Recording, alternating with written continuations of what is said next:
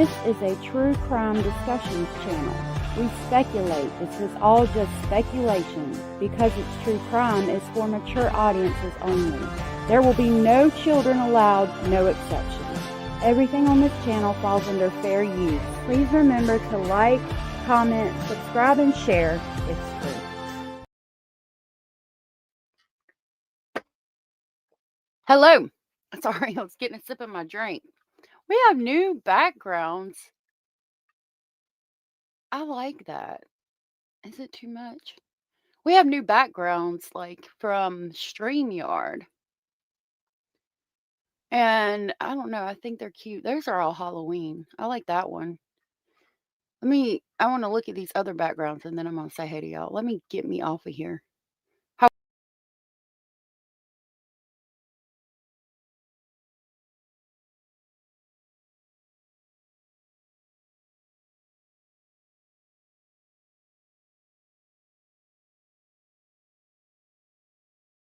I think I like that one. Y'all have to let me know what you think. It's good to see y'all. Thank you for being here. I've got some good news. I don't know. We're going to talk about some things today, some things we haven't talked about. I did yeet myself for a second so y'all could see the backgrounds. You know what? StreamYard, Cara needs to get it together because I had 6 damn live streams scheduled. What the hell, StreamYard? It's not like I recreated my stream 6 damn times and then it wouldn't let me. It was saying I had like a asterisk or something in my title. It wouldn't let me schedule it. I had to rewrite my title. I'm not doing vertical. I'm just it's too much. This too much. You know what I mean? Shada, good to see you. Mustang, good to see you. Rhonda, good to see you. I was hoping she was a runaway, but my heart tells me something different. This is Springfield, horrible place. I got some questions. Edith, good to see you. Lori Ann, good to see you. Forrest, good to see you. Sarah Lee, good to see you. I pay for it. I don't know if I'm going to continue to do so. Cindy from sunny South Florida, good to see you. I was in one and poop had disappeared. Yeah, I had to delete all the other ones when this one was the one that came live. Cara, good to see you. Thank you for being here. One sunny day, I saw you were here. Rachel, good to see you. Spirit Conduit, good to see you. Thank you for being here. Michael Green Chili Chicken and True Crime Butterfly, good to see y'all. Thank you for being here. Shelby, good to see you. CM Wilkins, good to see you. Thank you for being here. Crystal Burns, good to see you. Stephanie Garrett, Miss King of Anything, good to see you. Yeah, it was ridiculous. StreamYard's drunk and needs to go home and sleep it off. Karen, good to see you. Thank you for being here. Hio, good to see you. Thank you for being here. Thank you for being here. Allegedly speculating is rumored to be here too. That's always a good thing. Maddie's mama, good to see you. Good to see you. Okay, so we're going to start by putting the comments on the screen. It says tall and wide at the top, and then you can make it small, medium, or big. And every time I see that, I think of that song, Deep and Wide, Deep and Wide. Okay, let me stop. I'm going to get that song stuck in my head all day. Okay. Pin and timestamp. Okay, so we've got some good news to talk about from some inmates, some criminals. Whenever there's good news from criminals, y'all know I'm going to share it with you. So let's talk about that. Here we go. I saw this when I was on Facebook getting information for some of the other things we are going to talk about. So, this one is titled, it's kind of what happened after, but it should go into what actually happened. It says inmates who saved guard who collapsed get reduced sentences. 6 convicts are getting their sentences shortened after saving a guard who collapsed on duty last Monday in Polk County, Georgia. The inmates from Polk County, Georgia, who helped save the life of a sheriff's deputy, one used the guard's work phone to call 911, while others removed the correctional officer's bulletproof vest so they could perform CPR and help cool him off. And there's the inmates.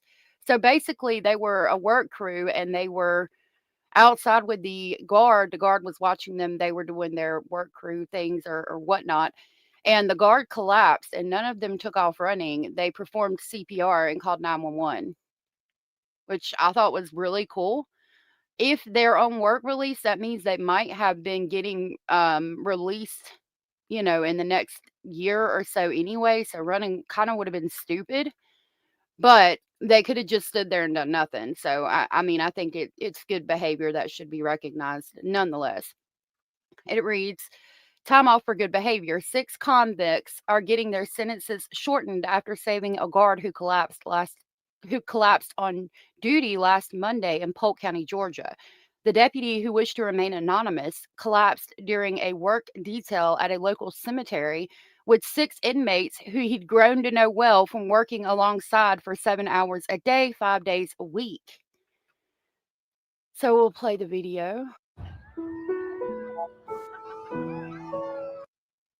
Oh, how precious.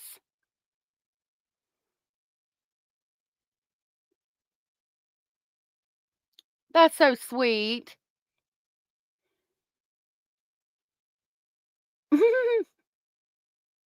That's an adorable commercial. Excuse me, I can't be mad at that. Jenny Jen, I love spaghetti too. Good to see you. Oh, Where's back in this way right? go down. Where's back in this way right here? Where's our weed touching up these graves for Father's Day? A weekly work detail at this Polk County cemetery last Monday took a potentially dangerous turn. Does this happen out of nowhere? Because like every day we work with him and he seems fine. The detail officer watching this group of 6 inmates passed out. We knew something wasn't right with him. After saying he did not feel well, even telling the inmates where his phone was in case something happened. And sure enough, something did. I happened to look up and I seen the officer going. He was going to his knees in the spot right behind you. And when I seen him going down, I was like, I said, "Hey, you all right?" I was one of the ones that actually ran back and got somebody else. And acted quickly. He had his face down. He was breathing a little hard or whatever. And so we went over there. I was thinking the same thing. Turned him over and made sure he was okay. Making split-second, possibly life-changing decisions. First, we took his gun belt off and let his gun belt to the side, and then we pulled his vest apart, and then we figured we better take it off in case I had to do CPR on him or something like that because he was in bad shape. They found his phone in his pocket and dialed 911. He was out for a minute and he wasn't really breathing.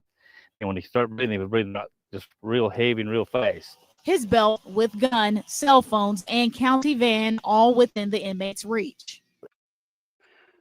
I mean, again, I think they would have been stupid to try anything at that point. It's because if they're on work detail, they're more than likely getting out. I don't think that they let people who are on death row do work detail because they've got nothing to lose. So why not act a fool and try to escape?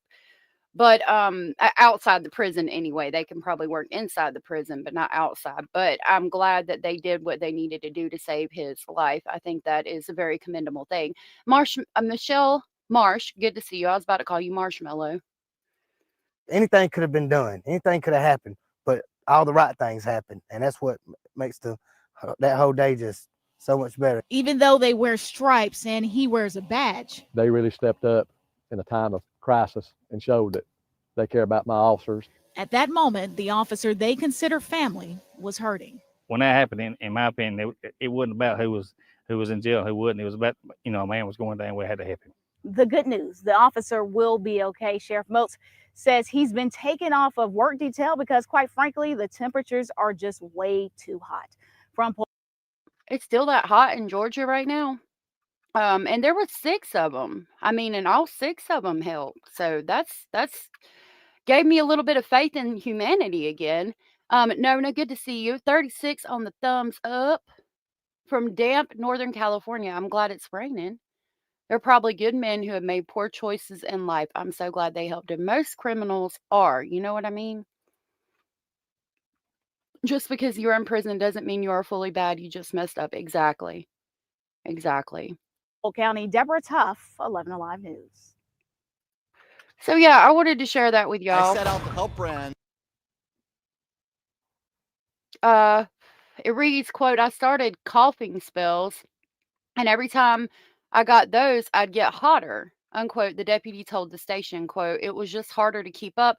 I just finally went down after a couple of minutes of doing that, unquote.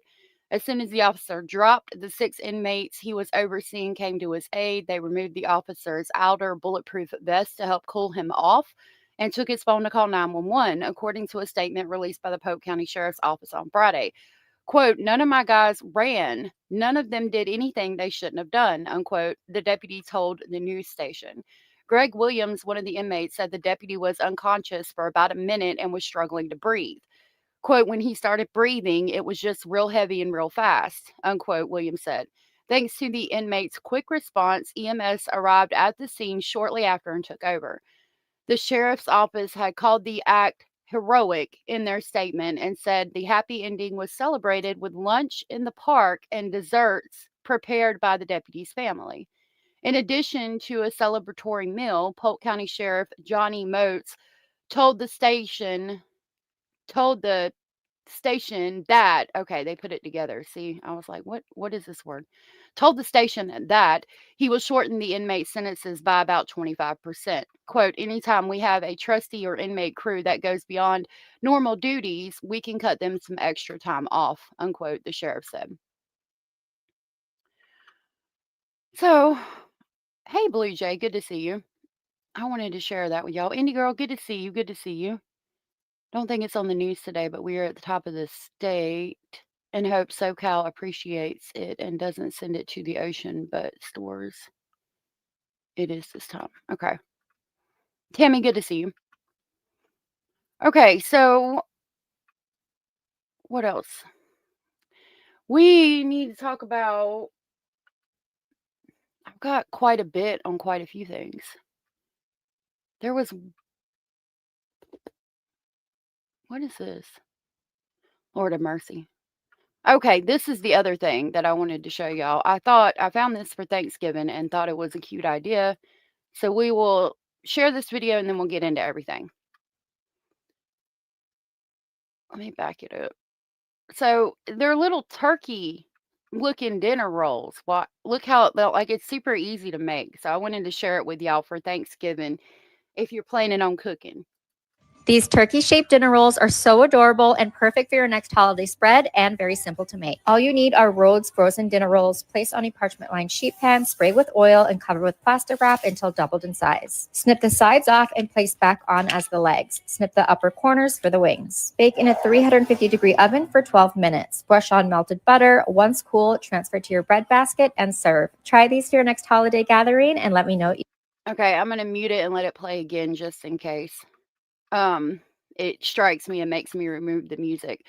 So again, you just cut the sides off and then you put it where the legs would be after you let the rolls thaw out for a minute. And then see how she cut the sides and made little legs and then just make a little snip like you're going to do a flower in the top for the little arms and put you some butter on it.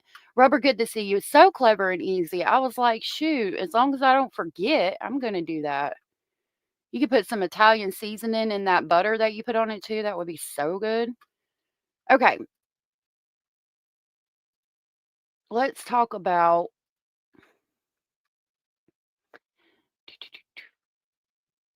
let's talk about summer. We'll go ahead and talk about Summer Wells. Summer Wells disappeared it's been quite a while, unfortunately, from Tennessee. That was before Sebastian Rogers, and the TBI was involved in that case. And I remember when Sebastian Rogers' case came up, I was kind of concerned because I was like, look at what's going on with Summer Wells. I mean, we don't even have any answers with Summer Wells yet. So, it was a bit concerning. Well, Summer Wells does need justice. Get some cranberry sauce, cube it up, freeze it, and then stuff it in frozen cranberry sauce. Stuff the frozen cranberry sauce in those rolls before baking them. That would be good. Babies are well. I'm so glad. I saw your puppies. Okay, so I heard that the TBI went and investigated a link to the Summer Wells case, and it made me have a little faith in the systems at play here, because we have made an arrest in the Michael Monkey Vaughn case. What else? The Skelton's boy's dad is arrested finally after 15 years, and we had a lead in the Summer Wells case that was taken so seriously, and they thought that it could lead to her, to the extent that police surrounded and raided the house. Like, that's not like somebody on Facebook saying, hey, I thought I saw her. this is a potential lead. We need to bust in that house and we need to see what's going on there. And I'm wondering if she might have been there at one point and maybe she was moved right before the police came and raided the place. They're not just going to raid a place for no reason. Like, they've got to have enough to get a warrant and to actually raid the place before they can raid the place. Like, they had to go to a judge. They had to say, this is what we have. And the judge agreed that the house needed to be raided. The Gemini, good to see you. Rosie, good to see you. And so it made me, I was glad to hear that. I was glad to know that there was a lead that was that good that a judge signed off on them raiding the house. And I wanted to kind of dig a little bit more into it with you guys. There's quite a few videos on it. So this was from last night at 6:27. It reads, TBI continues to investigate Summer Wells. We're in Greenville investigating on November 13th. It reads, Greenville, Tennessee. I'm going to refresh this page real quick just to see if that's a video on the situation. No, that's Tweetsy Trail. Okay. Greenville, Tennessee. The TBI said they were in Greenville on November 13th investigating the disappearance of Summer Wells. They said that alongside the Hawkins County Sheriff's Office and the FBI, they were in the 3500 block of Van Hill Road in Greenville following up on a lead.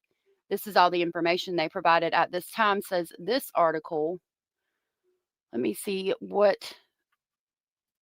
There was one that talked about it was a raid.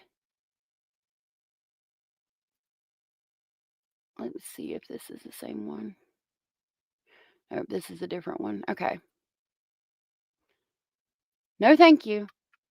Here is another article on this, and we'll jump to YouTube in just a second. I know that the news has spoken and there's been some information put out on it. It reads, TBI confirms agents were looking into, quote, investigative lead, unquote, in Summer Wells' case in Greenville. The Tennessee Bureau of Investigation said agents were in Greenville on November 13th to look into a lead in the case of a girl missing for over 4 years. It reads that it happened on November 13th at Van Hill Road in Greenville, Hawkins County Sheriff's Office and the FBI, and they are still investigating. So we'll watch this video. Summer Wells needs to be located. Somebody needs to answer for that. I believe that she was taken just like Sebastian was. I don't think her parents, I kind of relate to Malaya Brooks Murray and Daniel Martell. While they might have had a lot of shit going on and maybe even been slightly neglectful, and I use the word slightly neglectful, I don't think they had anything to do with Summer's disappearance. I know that Summer's dad has got some questionable things in his criminal record history and things like that, but I genuinely don't think, and I know CPS was involved too, I don't think that they hurt that child. I don't. That's just my thought. Blue Jay said this case has been going on too long without no arrests. Yep. It's 9.5 miles from the Wells house. I didn't know that.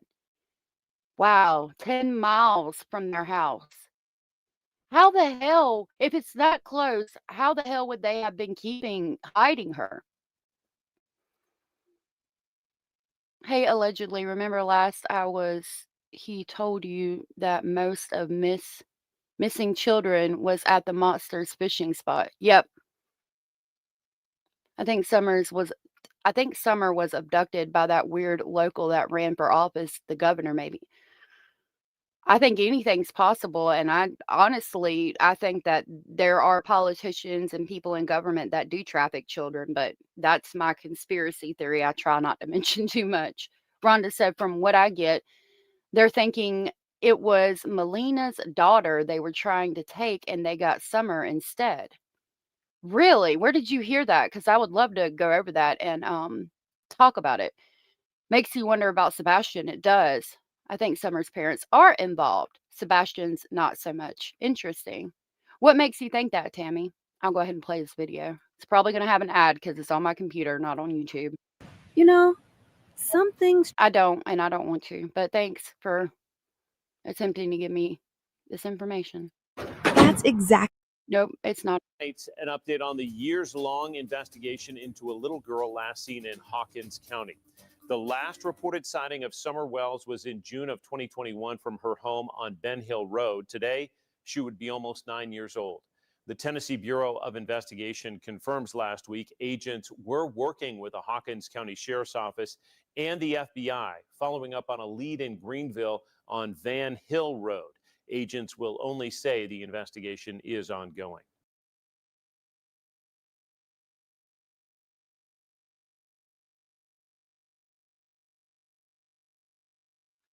I'm here. I apologize.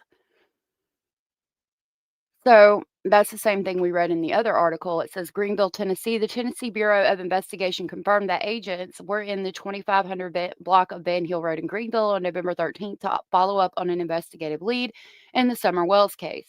On June 15th, 2021, the Hawkins County Sheriff's Office said authorities were looking for a young girl named Summer Wells who disappeared from her home on Ben Hill Road. There's more than one way to grade the nation's #1 tight end. Shh, zip it. It was said she was around 4 feet tall with blonde hair and was wearing a pink sweatshirt with gray shorts at the time. Wells was around 5 years old when she disappeared. The TBI issued an Amber Alert and spent months scouring the Beach Creek community and beyond for any sign of her. Wells has been missing for over 4 years, but remains the subject of an Amber Alert in Tennessee. TBI said Tuesday that agents were working with the Hawkins County Sheriff's Office to continue its investigation into her disappearance. At this time, the investigation remains active and ongoing. The TBI said no other information was shared on what the lead may have been. So we're going to go and see what Facebook and everything's saying about it, because we might get more more information. There was a report that she looked like she could have been, something could have happened, and something, I don't know, it's freaking weird. She was taken, there was a picture of her taken in the back of the car after they played at the creek, where there's milk jugs on her, and they were saying that she could be deceased in that photo. I don't think she was. I think that, I don't know, if you've got children usually get pretty tired after swimming and they do sleep. I don't think there was anything nefarious about that picture. We're going to see what Facebook has to say. I want to remind you that this is Facebook. I can literally go and make a post that is not real at all. No factual information involved at all. These are just people saying shit. And unless there's verifiable proof, then don't roll with it. Just so you know. PSA. Holly Bones, good to see you. Good to see you. They say it's canned ass fishing spot. The mother says she is scared of bears and snakes, but they don't bother little kids. Wasn't the Wells family also harassed by YouTubers? Yep. You think she was sick?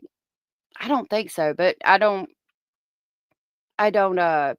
you're welcome to your opinions. Here, there was 5 articles in the newspaper, and there was 3 different videos that were on the news. Okay. We're going to go to YouTube too. Yeah. This says a Summer Wells rumor needs to be addressed. Oh, this is from Trevor Lee. You guys might remember him. He came out in the Sebastian Rogers case. He also was very active in the Summer Wells case. So it reads, Lord have mercy, I'm trying to do too many things at once. A Summer Wells rumor needs to be addressed. A lot of posts are going around about the individual below. He has multiple social media accounts with captions and photos regarding young children. One of his accounts has a photo of Summer Wells on it. However, this was looked into by TBI and Hawkins County detectives last year. I can confirm that. I know exactly when it was looked into. Lord have mercy. Y'all, I apologize. The other thing I'm trying to do, I haven't taken my Vedavir today, and it's for like ADHD, cognitive things, and I was trying to make... It's a oil from doTERRA, and I have to make capsules. And I was trying to do that real quick when that video played a second ago. I got it now.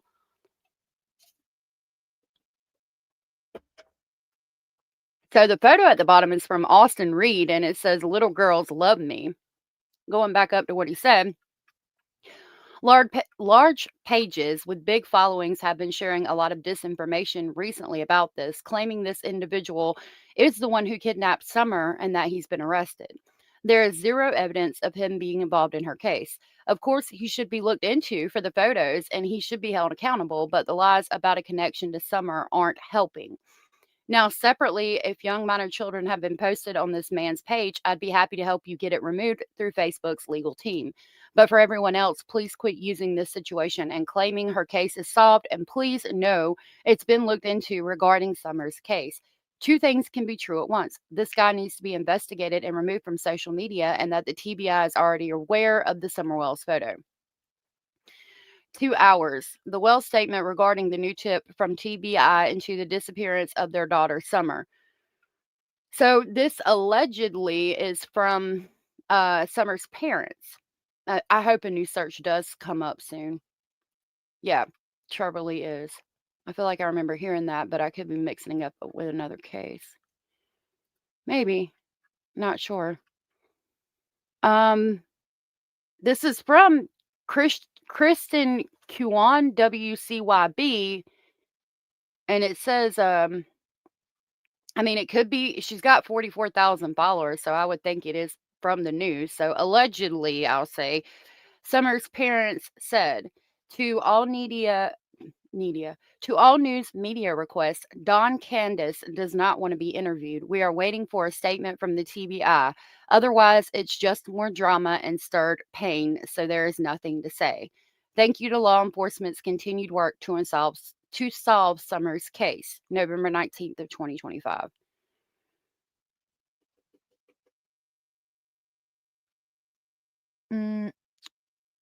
So there's more information.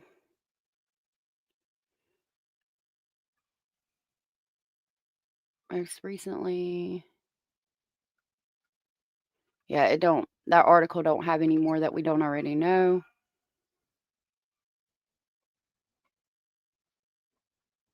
Who went missing? I mean, there's all saying the same thing. I found names. Quote, authorities searched the area to follow up on a lead in the case, and some online discussion has linked the property to a man named Fred Hill and his uncle, who apparently owns the home. This says breaking update on the Summer Wells case. TBI agents, along with the Hawkins County Sheriff's Office and FBI, are still working to uncover what happened leading up to Summer Wells' disappearance. Is this the break we waited for? It's everything we know.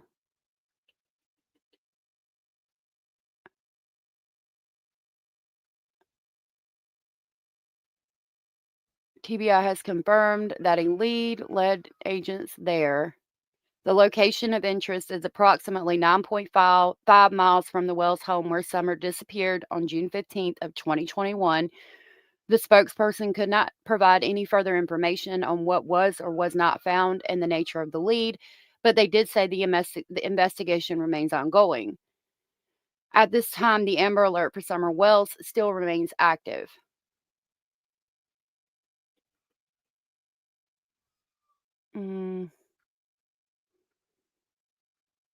Okay.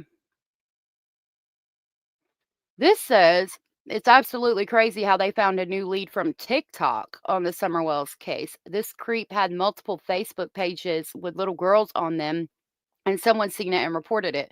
I went down the rabbit hole. The guy lives only about 10 miles from where she was last seen.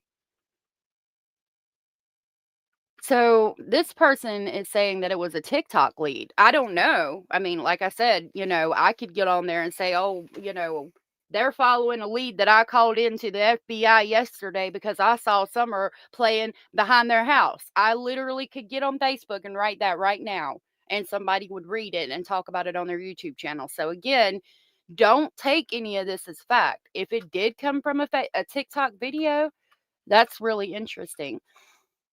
But the thing is, in order to raid somebody's house, like what's being said, they would have to get they would have to have enough evidence to make a judge believe that Summer Wells could actually be there, or information leading to her could actually be there.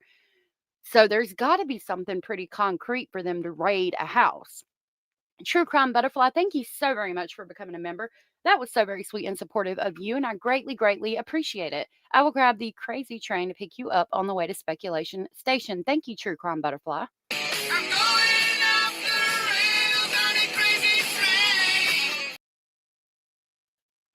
Thank you, sweetheart. Yes, do your old research.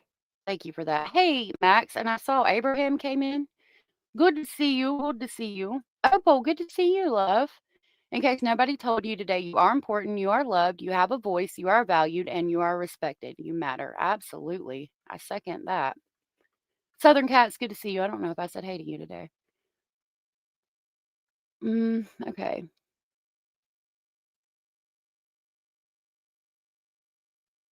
This is all pretty much information we know.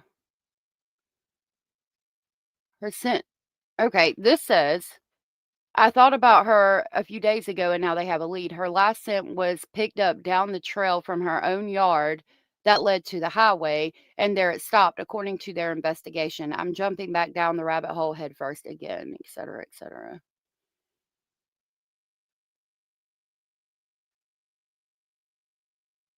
I know the Hatfields and McCoys were going out. No, I think that was the other case that I saw something on. Okay. Last week, a lot of us were noticing law enforcement presence on Van Hill Road in Greenville, Tennessee, released on Scanner Food. This week, yesterday, the news finally came out and said that TBI was in fact at the 3500 block of Van Hill Road conducting a search related to the Summer Wells case. The location is only 9.5 miles from where Summer lived.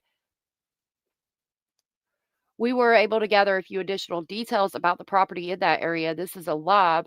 So fast forward 20 minutes in after we welcome everybody and where I cover the news. Let's look up the 3500 block of Van Hill Road. We're going to jump over to YouTube real quick and see if we can get more information. I want to know where this lead came from, because I heard last night that they did a raid and all that. I know I saved one of them at least. We'll start there while I try to pull up a map. It's here, I think.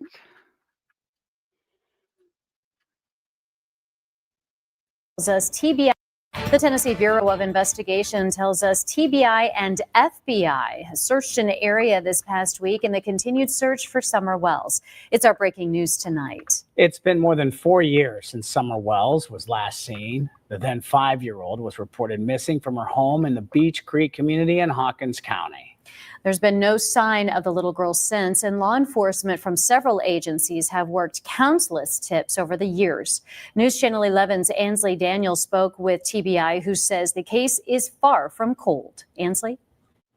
Yeah, Sarah and Casey, there have been more questions than answers since Summer Wells disappeared from her home in Hawkins County on June 15th of 2021. But yeah, like why we haven't found her yet. Hey, Kimmy C123. I'm glad you called alive too. No, at this house at the 3500 block. Yes, the raid is connected to Summer Wells. They were following up on a lead. And I'm calling it a raid. Like I knew last night when I was looking at this to talk about the day that it was a raid, but I can't find the information saying that it was specifically a raid now.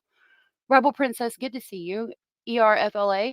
If that person is a registered SO, they don't need much to get a warrant. Okay, so maybe he was. Today, the TBI confirmed that their agents, along with the Hawkins County Sheriff's Office and the FBI, continue to investigate what happened to Summer. They say that last week, on November 13th, their agents, along with the detectives, were at a location in the 3500 block of Van Hill Road in Greenville, following up on a lead in the case. That's about 9.5 miles from the Wells family home on Ben Hill Road via State Route 347.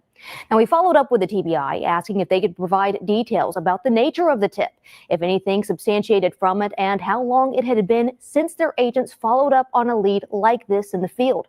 The spokesperson couldn't tell us those details, but said that agents follow up on leads as they come in, and the investigation remains active and ongoing. Now, this is the first update outside of law enforcement sharing age-progressed photos and ensuring the case is not cold and that they haven't forgotten about Summer. We also reached out to the Hawkins County Sheriff's Office, Ronnie Lawson, and have yet to hear back from him or his office. It's important to note, though, that there is still an active Amber Alert for Summer, and no one has been arrested or charged in connection to her disappearance. Michigan State Police have not left the scene since the... Okay. So I did look up the 3500 block of Van Hill Road in Greenville, Tennessee, and it gave me this area right here. I don't know how to street map it. That's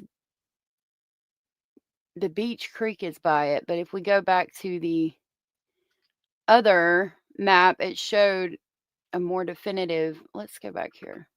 Hold on. Close it. And I also pulled up X. Hold on just a minute. Okay. So that's what we're looking for. I don't know if we'll be able to find it, but that's what we're going to try to find. It's up here. Because that's that compound, I do believe. Let's look back over here. Lord, I got too many tabs up. Okay, so it looks like a compound area. There's some trees. The road comes like this and then curves, and there's a road right here. Let's see if it's the same.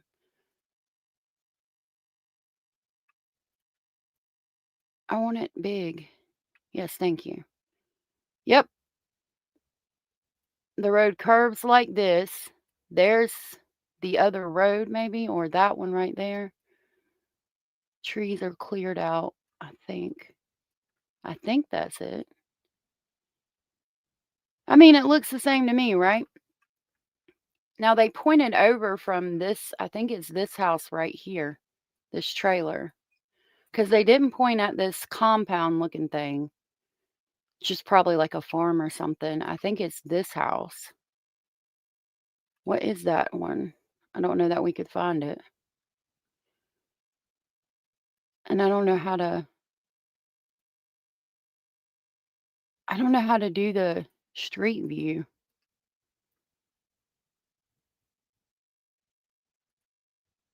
Yeah, that don't. Nope.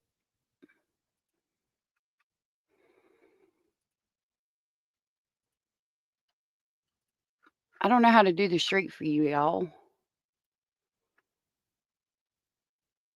I don't know why it does that. You think it was 357 Van Hill Road? Okay. They should have them at least by county. They should. Let me try that. What was it? Sorry. 3537.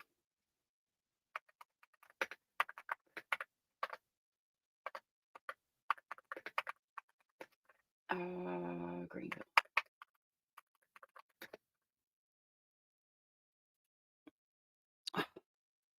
I said 3537. Gracious. Daggone, I got a house and everything.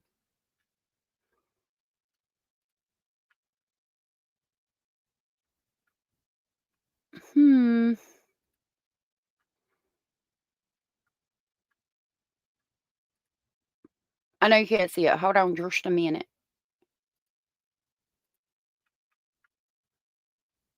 Okay, that looks like it. Maybe I was wrong. Let me pull it up so y'all can see it.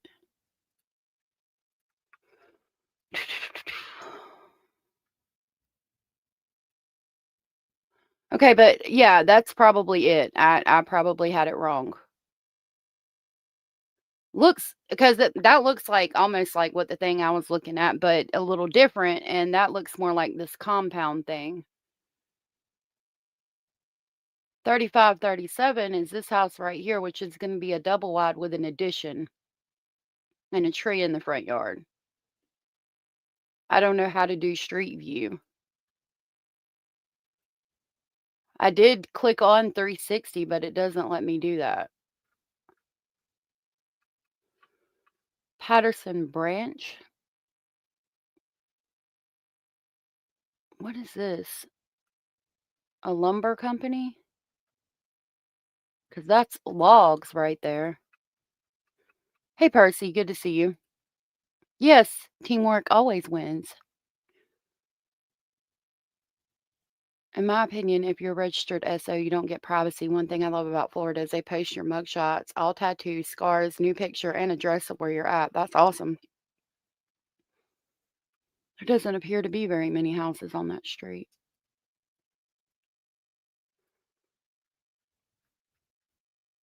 That's it. That's definitely it. Lots of wooded areas, but that doesn't mean there's not houses there. I wish it would let me do street view. And I figured out how to do it once, but I can't figure out how to do it again. Anyway. I mean, they should be releasing a statement pretty much any time. So hopefully we'll get some information on why they did that and what they feel like is going on. Now, X might have more information. That's why I came over here. It says lead in case led TBI agents and Hawken County Sheriff's detectives to the location. Doesn't give us any other information, though. And why am I calling it a raid? I know I saw last night that it was a raid. And I wasn't watching somebody's live stream. Agents were in the 3500 block. No details were released. Greenville is about 30 miles away. Yeah, but it was 1.5 miles. Oh, no, not today. Case remains active and ongoing. There's another picture of how far it is from their home.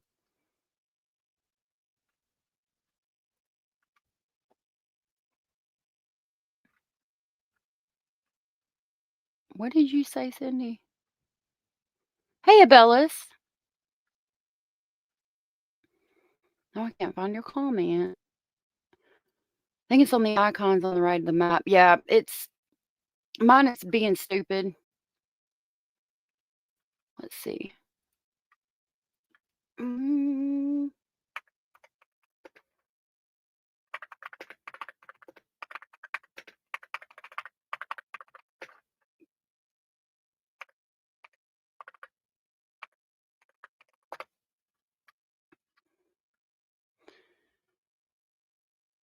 Zillow has it.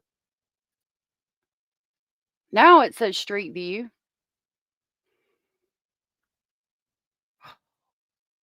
Being crazy. Thank you so very much, Google. No, I said this away. I said this way. I can't go up there though. But that is what we saw. Let me pull it back up. Okay. So right up here, this is going to be a circle thing that goes all the way around this house. That is the double wide. That's the closest I can get to it. I can't go up the road. There is a big hill right here. That is that double wide, okay? And then if we go back over here, you can see this is basically where the map has me. And we go up this road and then see how it's showing this circles around that house. That is the double wide we're looking at in the other one. And I guess they do logging or something, and that's the house that they live in. So if we go back over the street view, I'm standing right here. This road would go up, go around this double wide and come back out here. And then that logging stuff is going to be in the back of the property.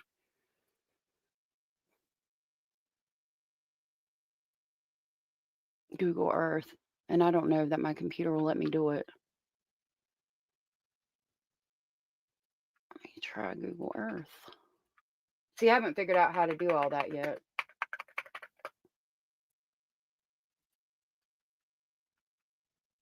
It's coming up. Hold on just a minute.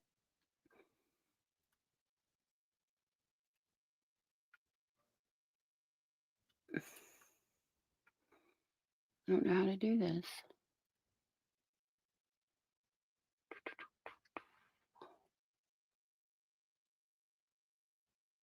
Okay.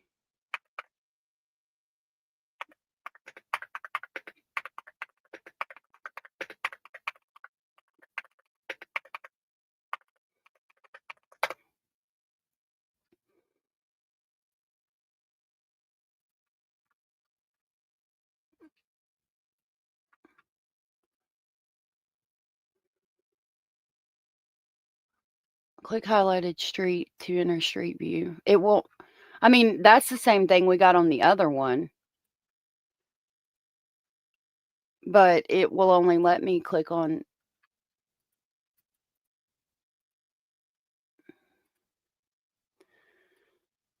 It says I can only click on the highlighted street to enter street view, and then it's going to give me the exact same thing that we just had. I can't go up there. So they've even got it private on Google Maps, which is interesting because I mean, they probably went out of their way to make sure people couldn't enter even through Google Maps. So I'm thinking that they had to have some decent information to go there per the judge who signed on the warrant to make them able to raid the house. Use toggle to get around view. Okay, let's go back out. Let's see.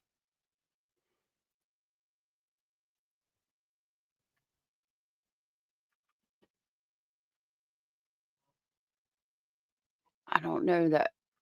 I mean, I can do that, but that's.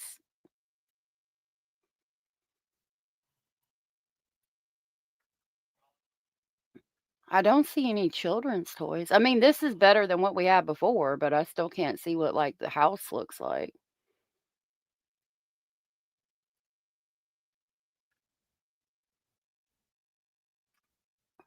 They've been clearing a bunch of land. Do they own this land? I wonder. What the fuck is this? Look at me being all fucking nosy and shit. That's a shadow of a fence, so there's some farm animals back here or something. Or it's fenced off like there would be farm animals. What the fuck is this shit? Cars?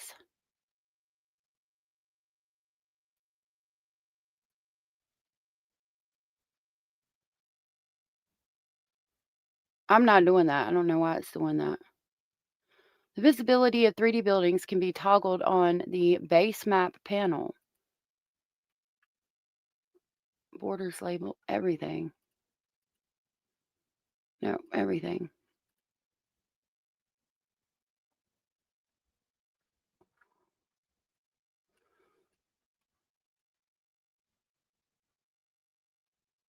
Do they own all of this?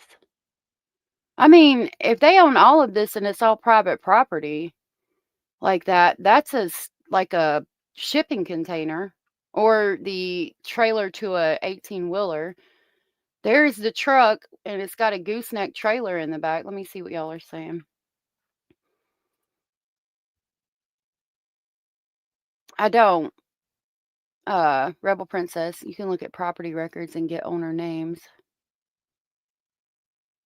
Google Earth Maps is super interesting. You can see some crazy stuff. Yeah. Nope, I didn't mean to do that. Well, shit.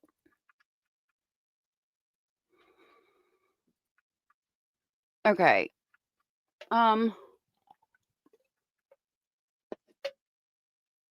Let's see who owns it.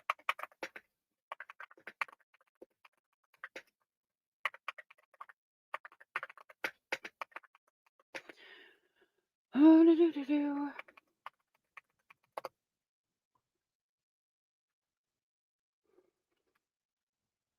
Oh my goodness, Hannah, thank you for gifting 5 speculation station memberships. I greatly, greatly appreciate that so very much. That was so very sweet and supportive of you, and I greatly, greatly appreciate that. I cannot. Yes, I can see because I didn't do both lives today. Those memberships went to Shauna M, April Kari, Wow, and Lauren. If you guys were gifted and you are aware you were gifted from Hannah, please tell Hannah thank you. Thank you so much, Hannah, with every fiber of my being for gifting 5 speculation station memberships. That was so sweet of you. I'm going to grab the crazy train to pick you up on the way to speculation station. Thank you so much, Hannah.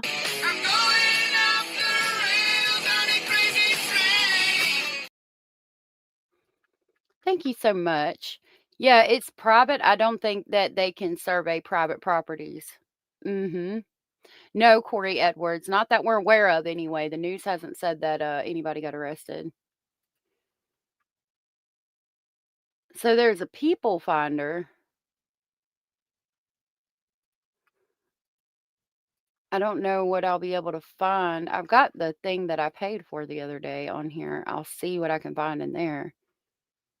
Okay, so 30, I don't know that this is just what somebody put in chat. Oh yeah, that Frank Hill currently lives. Remember they were saying Frank Hill and it was weird to me. And in one of the articles we read, Frank Hill, wasn't there somebody named Hill that was related to this? 3537 Van Hill Road, Greenville, Tennessee owners and residents. Other people linked to the property include Frank Hill, Goldie Williamson, Jennifer Powell, Joseph Hill, and Joyce Hill. Frank Hill is 43. We're going to look him up. Van Hill, the property is a 1,232 square foot house built in 1995. The last purchase was December 27th of 2007. Let's see what we can find on People Report.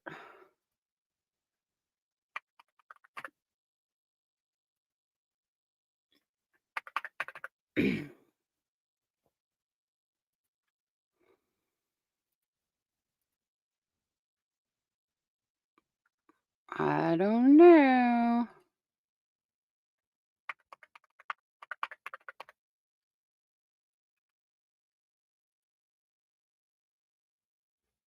I think it's this one. Marcy Hicks, Elizabeth Hill. Now, I don't know, y'all. This could be somebody not related. So I just want y'all to know that I mean,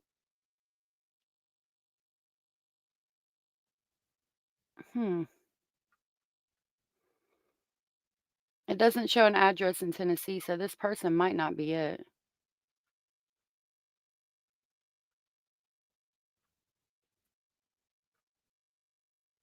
No.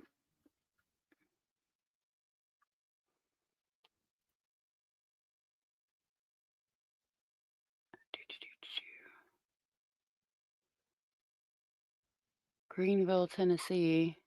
This is it, I think.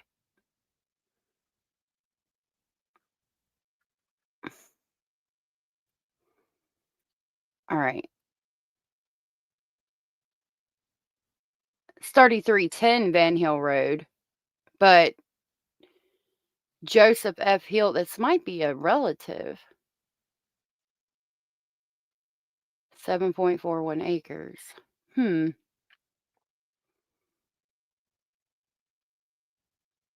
No warrants, no arrest.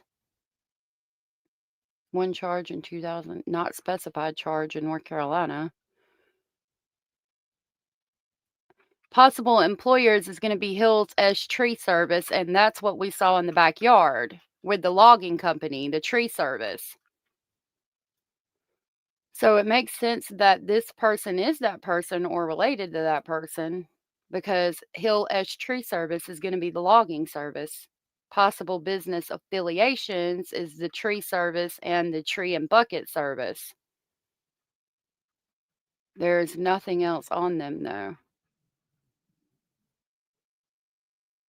They've lived in, gosh, they've got a lot of addresses. 3537 Van Hill Road. This is it. Joseph Hill. Joseph F. Hill. 42, born December of 1982. Male. But there's no information on this person, so he's not a registered sex offender.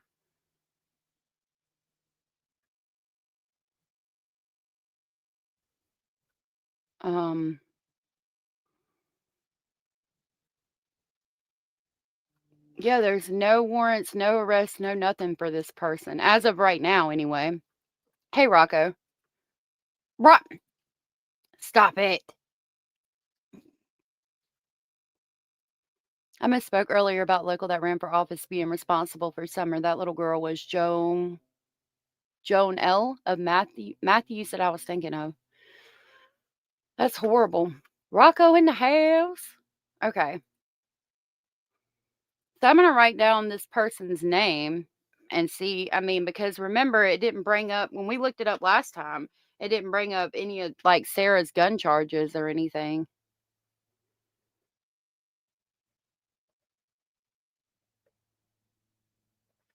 I don't know. I feel kind of iffy about pulling shit up like that because we don't know that this person is necessarily involved at all. So they do appear to own that particular house, though. Okay. We're going to jump back over to X for a minute before we talk about clickbait, and then we need to talk about Wynter because that's real important.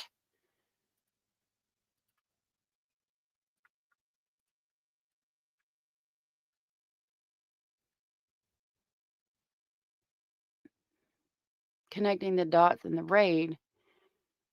Nick Barris. I actually done a live interview after this case. Candace reached out to me to remodel her home. I went there and she said she was going to raise money due to do the updates. Her older son texted me several times after this asking if I could do it for free. This has really bothered me for years.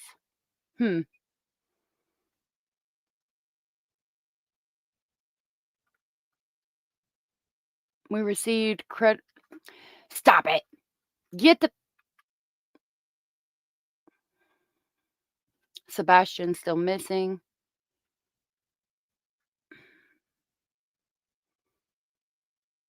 Okay, this post created by a Reddit user claimed that a local man named Fred Hill, described by the poster as a neighbor associated with substance activity, was allegedly someone Summer's father, Don Wells, had gone to visit on the night Summer vanished. That's alleged from Reddit.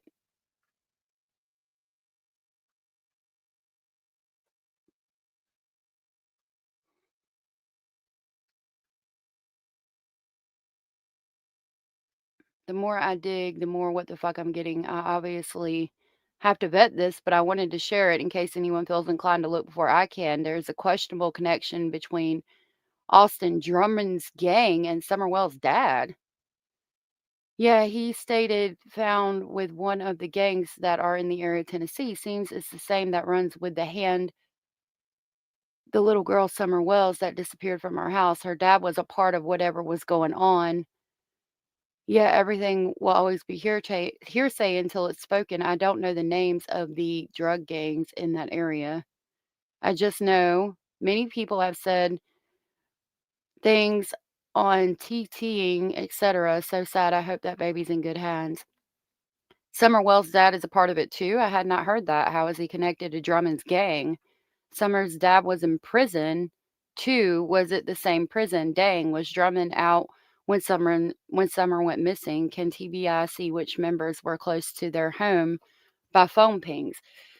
If that's a legitimate source, yeah, TBI would check it. But if the person who lives at this property is dealing in substances, I mean, they could be part of that gang. We don't know. Don would probably have some tattoos, some kind of markings saying that he was part of a gang somewhere. Usually you have to get marked.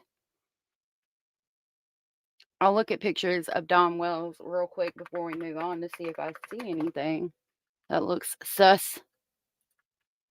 To me, if I can see any, but I'd have to see pictures like with his shirt off or something.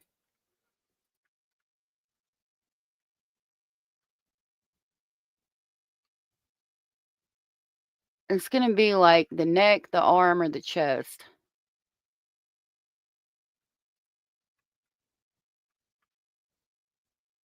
That's a person.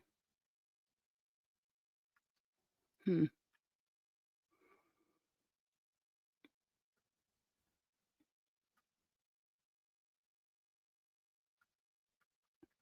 I don't know, y'all. It would all. Well, there's a picture of him with his shirt off, unless that's AI generated, and he doesn't appear to have any tattoos. I mean, that would be the main place you would see them. They did a raid on a house on Ben Hill. Yeah, Rhonda, that's what we've been talking about. One girl from Kentucky is from my country, and the step parents won't let volunteers on the property. Been missing a month or so. Police are taking it serious, though. That's what we're going to talk about in a minute, Michael. Kiko, it's probably bullshit. People went wild on this case. It probably is. If anyone has been trafficked, I speculate it is this poor baby. I do too. Oh, I hate when that happens. I posted in mod chat property info on Frank Hill you were looking at. It's interesting what he has on this property. Well, thank you for that. Let me see what you got. Hold on. Abraham said, please keep it on. I don't know if it'll let me see it, what you pulled up. Okay, maybe. Yep. Hold on just a minute. I gotta email it to myself. Okay. Let's refresh. Okay. It's Frank Hill. And it says, see, this one's saying 3310 Van Hill Road 2. Just like this one did. See, 3310 Van Hill Road. But then when we scroll down here and look at the addresses, it's 3537 Van Hill Road. So does he own both of them? That's weird to me. It was reappraised in 2023. Parcel is 5 acres. Land value is $15,600. Improvement $56,400. Total market appraisal is $72,000. Assessments $18,000. Lord have mercy though, but if I went and tried to buy that house with damn 5 acres on it, God, I'd be paying freaking $400,000. Stop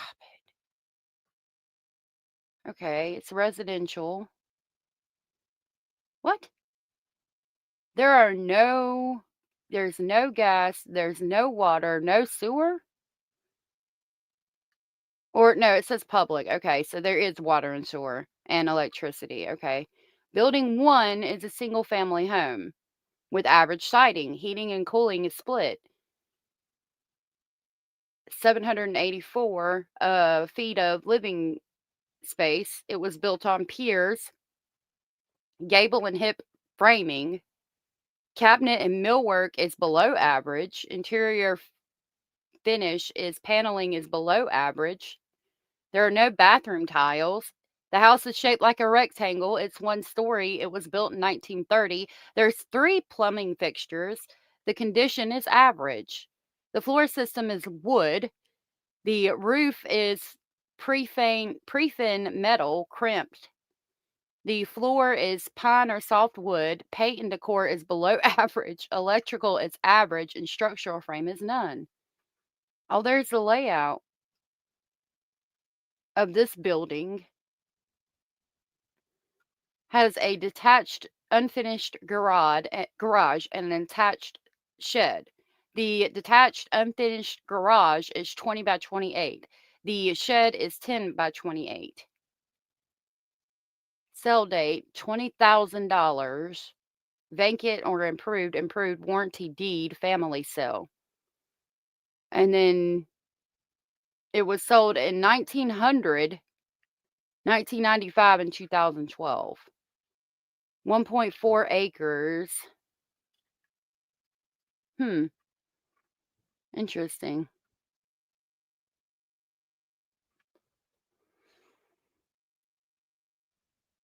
Sounds like he owns several parcels. They might have different addresses with some house and some raw land. That's what I'm thinking. Right. Hey, Kelly. Good to see you. Fixing the office. So the office is going to sing to me. Oh, my goodness. It appeared to be, when we looked at it at Google Maps, it appeared to be a double wide with an addition, probably this shed. I have no idea. They own hundreds and hundreds of acres. It did look like there was quite a spread when we pulled it up on Google Maps.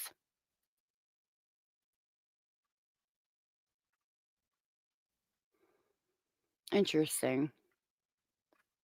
Like I said, there's no criminal records that I can find for him as of right now on the one that I paid for, and so I don't know. I hope it leads to something. With them not saying anything yet, I mean, is that on the piece of land that would be 3537? I think so, yeah. Yes, because 3537 showed up above the house. If that is the house, yes. Because like I said, house is small, 700 square foot, pretty small. Yeah, thank you for the info.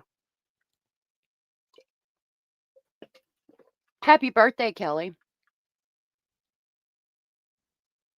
I don't think I have the birthday song. They try to strike me when I play it. Not strike me, but I get in trouble.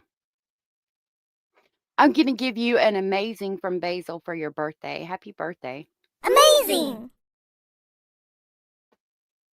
Yay. Where did my mouse go? Okay, now, mouse.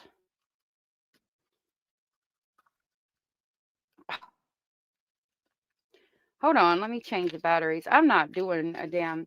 I got this mouse that looks like a car. It was so cute. But, like, it's battery powered.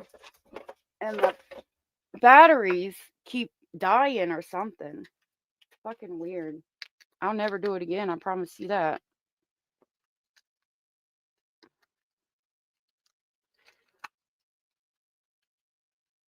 Now it wants to work. Okay. All right. We're going to talk about, yeah, maybe they don't live there, or maybe that's where they run the business from. Sounds like he owns several parcels. They might have different addresses, some with a house and some with raw land. Yeah, we read that. Okay. Oh, it just jumped. Thank y'all for telling her happy birthday. The unfinished garage and basement would give me pause. That, yeah. I wonder what the lead on TikTok was. Let's see if we can find anything on TikTok specifically. That would be a thought, because I'm real interested in this now. Oh, what the fuck?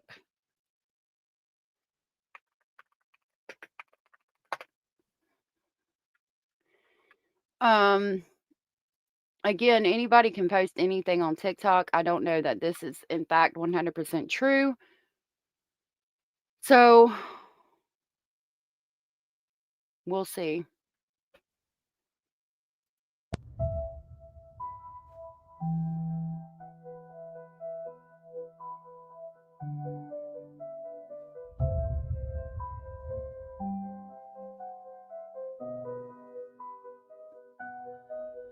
It's just showing where they searched. That says 3282 Van Hill Road.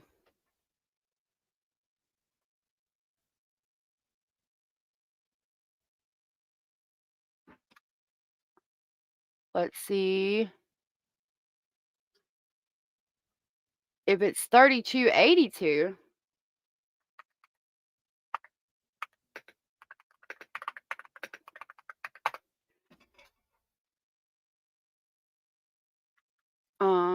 hold on.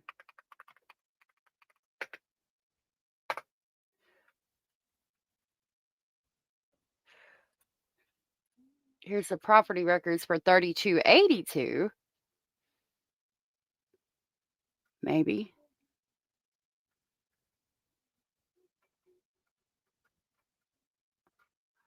Okay, we need 3282.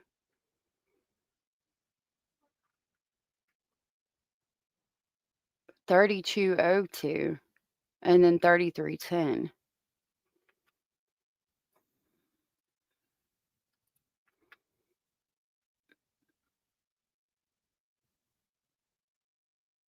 What? I think that they may be wrong because that is what the news just showed right here, and that is 3537. So I think that TikToker is wrong. And that just, oh, damn it. Hold on. Okay, it's putting me over here. I'm sorry y'all couldn't see. 3282 Ben Hill Road is like going to be somewhere over here. And the news, when you looked at the map the news showed, it looked more like this, which was 3537, the house that we've been looking at. So I think this TikToker is just wrong. We're going to jump back over there, which it wouldn't surprise me because that goes further to prove my point. We're on TikTok. Not everything you see is going to be accurate and correct. Looking for stuff from closer. Okay, hold on. The Summer Wells case that happened 4 years ago, and it is now considered a cold case. But today, there has been a massive new update released. If you're not familiar... Okay, that's just saying the same things we've talked about. Fred reveals where her body's buried and more. I wish people wouldn't do that, saying she's buried here, she's buried there, because that means people don't look. New developments in the disappearance of Summer Wells. This is a case that has been active but a mystery for more than 4 years now. Hey, On Mrs. November Rosie. 13, detectives working on this case paid a visit to a home in Greenville, Tennessee, following up on a potential lead in the Aw. investigation. They did not say what they found or who they That's talked awesome, Miss to. Woozy. The home that they Congratulations. visited is about 10 miles from Summer's family home in Tennessee. The property is along the 3500 block of Van Hill Road in Greenville. This is what Summer looked like when she vanished in 2021. She was 5. So the fact that they're saying 3,500 and we were looking at 3537 makes a lot more sense than 3282. That would be the 3200 block of Van Hill Road, and the news keeps saying 3500 block. So I'm pretty sure that that person is wrong. Years old They shouldn't at do the that. time. This is what Summer may look like today at the age of 9. There is still an active Amber Alert in Summer's case. There have been no arrests and no charges filed in her disappearance to date. The case is still active and ongoing as police continue to investigate this little girl's disappearance. New developments in the disappearance of Summer Wells. This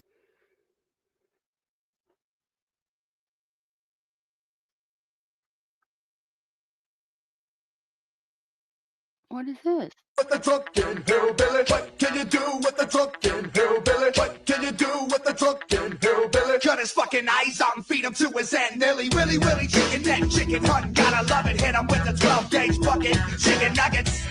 With the drunken hillbilly. That is ICP. I mean, I think they were just trying to be funny. Is it a kind of inappropriate? Maybe, but I'm not gonna call the motherfucking police over it. You know what I mean? So this was from November 2nd of 2024. I need November 2nd of 2025 because that's gonna make me think that might be the video that led them there. They were there November 13th, so anything made after November 13th is not going to be the video.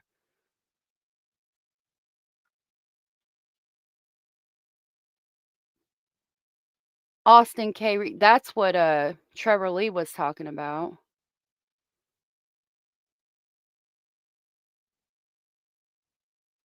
This is from a week This ago. photo came out and everyone was like, it's Summer Wells, it's Summer Wells. Yeah, people go wild when they think they have a theory. So let's talk about it. When 5-year-old Summer Wells vanished from her home in 2021, the media picked it up real fast. Everyone was kind of semi at home because of the pandemic, so Okay, wait a minute. Now that's this video. But this is from November 2nd of 2024, from a year ago. Oh, hold on a minute. Sorry.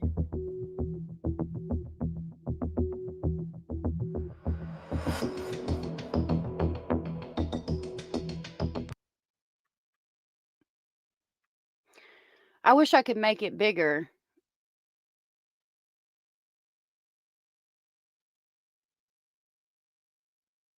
What are we doing? What is okay?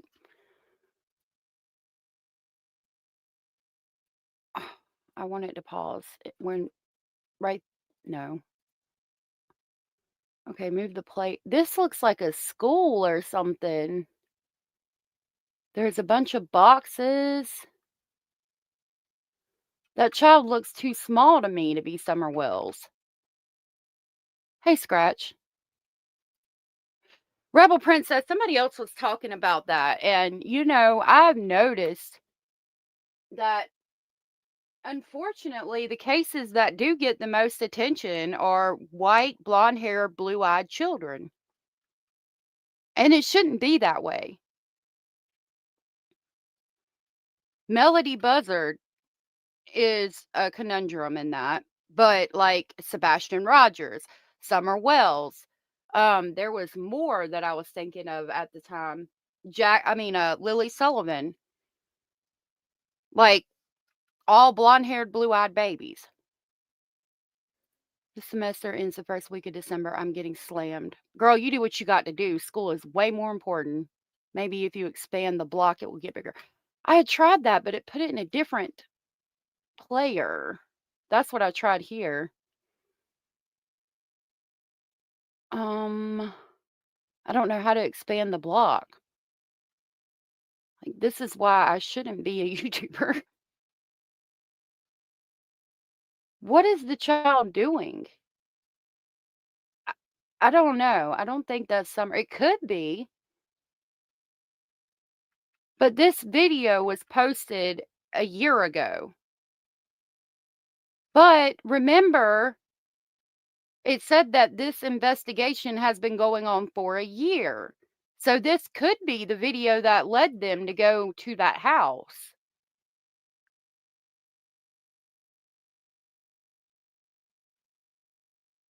Didn't we just read y'all have to correct me. Didn't we just read that it had been like a year that this specific investigation has been ongoing, or am I not? Am I wrong? Yeah. They called it a lead, which I feel tends to hold more weight than a tip. Right. Like, so far, allegedly, it came from a TikTok video, and I swear I remember reading in the article or on the video that this is a lead they have been investigating for the past year.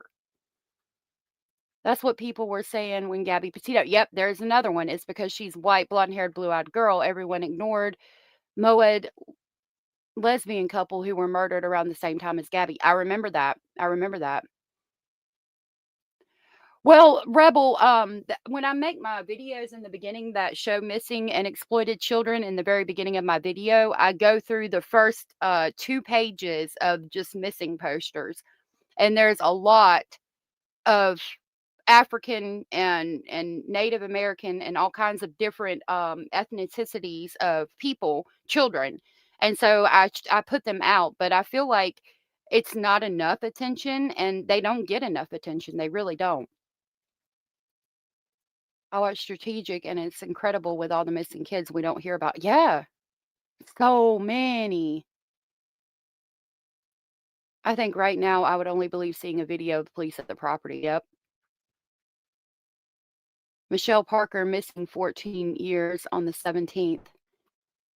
Is that the one? I saw a video. A cold case just got solved.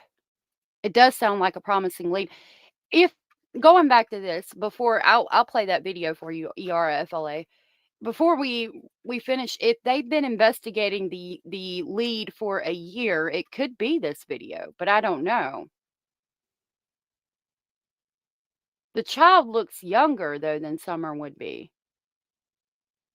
Right there. Like, that's a smaller child. I'm gonna back it up. Y'all tell me. Okay, if Summer would be she was 5 when she went missing. She would be 9. Does that look like a 9-year-old? That looks like a 5 to 7-year-old to me, but maybe. I mean, it's the same thing with the Jack and Lily case. We can't really determine age. What is this child doing though with the camera? Like, it's kind of weird anyway. Why are you looking up at the camera and then you unplug it? Because she grabs the wall like she's about to unplug it and the video cuts off. 12 missing and murdered Indigenous women in the same state as Gabby the same month, and we never heard about their names. That is so fucking sad. Thankfully, up to 90% of children missing are found quickly, but boy, that small percentage that's not found is heartbreaking. It is strange. And you're absolutely right, Abellis. That's not a 9-year-old. It's the first time I've seen that video.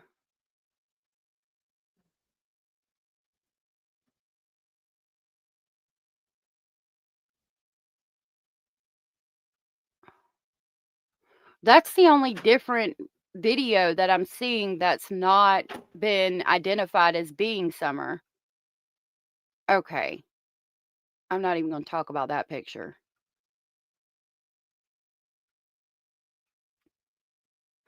I'm thinking that that's the lead. If it is true that they've been investigating this lead for up to a year, and it came from a video on TikTok, I'm thinking that that could be the video. Hold on. Summer Wells before she went missing. This was the last picture taken of Summer Wells before she went missing. Now, this is the video I was talking about with you, Cara. I think that she was just tired from swimming at the creek, but a lot of people say she looked pale and discolored there laying on that milk. Me too, Lola. Me too. Me too. I follow the missing subreddit, and it's heartbreaking, all the cases that are never covered. I can only imagine.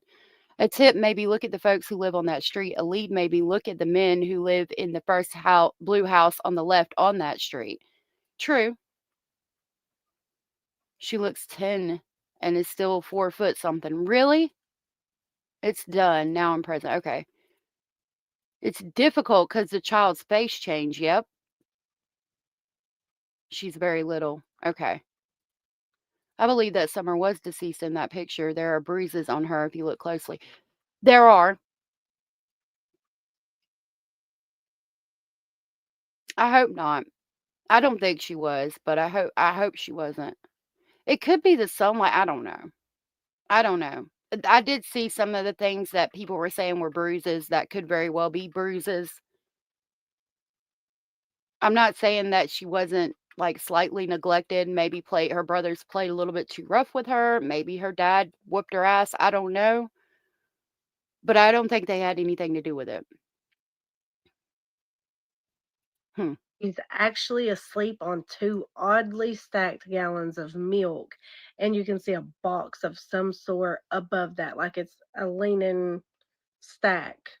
I thought that was pretty weird. Number 1, that milk's gonna be cold, and I can't see how it could be comfortable. But I'm also aware that kids can fall asleep under about any kind of circumstances. So I've tried to not really read too much into it. But I wanna know what y'all think, because people have said that they had her on the milk trying to keep her body cold and that she was already deceased in the picture. But I did have a woman comment when I first posted it saying that if she were deceased, the lips would be blue and her hands would be blue. This whole case. Now, the lips turn blue later, but I mean, sorry. Her lips being blue could be significant. My ex like twisted his thigh and broke it, and his lips started turning blue, and I remember freaking out and wondering why his lips were turning blue, but he was still alive and is still alive today. I think she's asleep. I thought they were going to show that This is picture just again. odd. This was the because it had in the thumbnail that picture. I think that could be the lead. So they paused it on that. No, my computer just said, fuck you. Started over again. I really think that could be the lead. Sides of her head look bruised. Yeah. That sounds good. Sleeping on the milk in summer doesn't surprise me. It was hot. Why isn't the milk in a bag in the truck? I don't know. I don't bag my milk when I go to the store.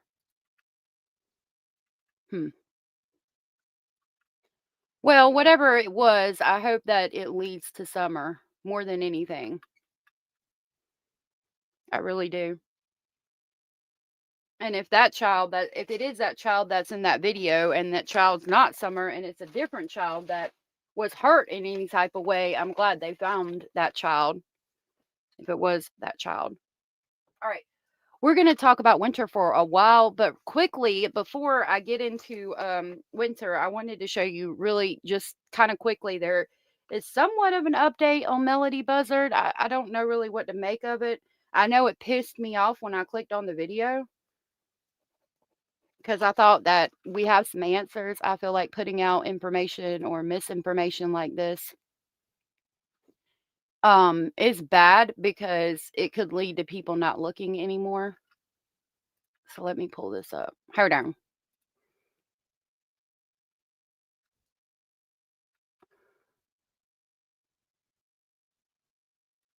Okay, I'll pull it up. So if you look right here at this video, right? Look at the thumbnail. No, it's the title of the video. Hold on. So this video from KUTV2 News, Salt Lake City, is titled, "Is Melodee Buzzard Back Home in California?" So, of fucking course, everybody is going to click on it, right? I'm going to grab their link. I want y'all to watch it with me. And I want your interpretation of this. Like, would you be pissed off? Am I overreacting? Is this some bullshit? Y'all let me know. So remember, it's titled, "Is Melodee Buzzard Back Home in California?" All right, welcome back to ARC Salt Lake on this Tuesday morning. We are joined now by Ann Emerson of Criminally Obsessed, our favorite podcast host. She's joining us on the road after just coming back from another story. Those details, though, they're going to wait, Ann, because you're talking. We're going to wait on that. A year or so ago, someone thought they saw Summer and photos presented look like, or who is SWDR? Oh, Sebastian? Yeah, I remember that. And it wasn't him.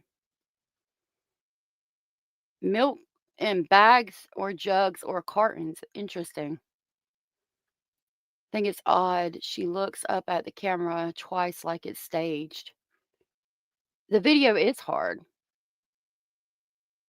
Hey, DJ. Good to see you. To us about this ongoing Melodee Buzzard case with details from private investigator Bill Garcia. That's right. We were able to connect with Bill Garcia. And if you've been following our coverage of the missing little girl, the 9-year-old girl, Melodee Buzzard, Bill Garcia was brought on by the family, pro bono, of the Melodee's father, who is deceased, but his family. So Bill's been working on this case, and we've been able to keep in touch with him about what he's learning. And he is learning a lot of new details right now about Melodee. Very concerned about her whereabouts, of course. She's been missing for over a month, and the last time we heard about her was on this bizarre road trip that she took with her. So I've already clicked on the video because you said it's Melodee back home, and like, okay, you're still stating she's been missing over a month, and the last time she was seen was on the road trip. Okay, so I'm already a little aggravated. Her mother, Ashley, through 5 states. And then last sighting was at the Colorado-Utah border on her way back to California, where they were from, Lompoc, California. I spoke to Bill as he's been doing his work, and we're going to have a lot more on this today in a very exclusive interview with him. But what we're learning is that it looks to be that she may have made it back to the Ventura County, California area where they're from. So now. Okay, so you mean to tell me that Ashley brought her back to Ventura County, California, but the police are saying the last sighting of her is in the Utah-Colorado border, and this private eye has found out that she may be in Ventura County. And again, that's not back home. That's in the general vicinity of her house. That's not back home safe and sound. So if somebody saw that video, they might stop looking for her thinking that she's been located. Like, way to go, assholes.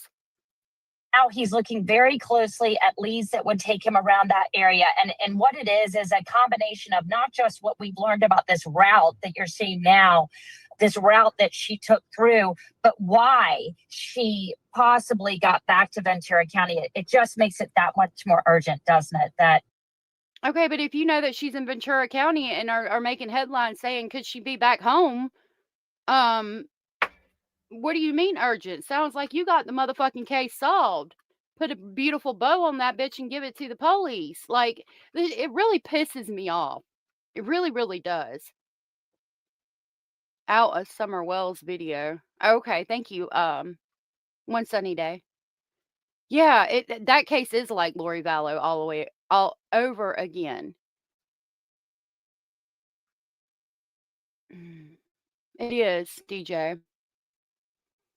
There's a video where she interviews the PI. Is there?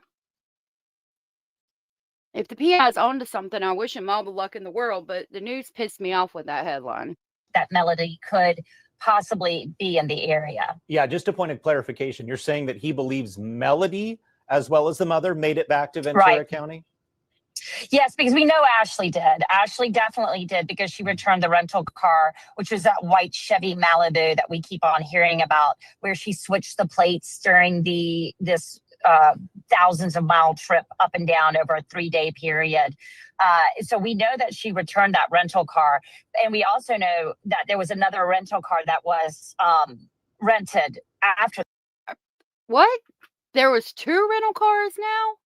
I would love to know where you got that information. Can I get some receipts?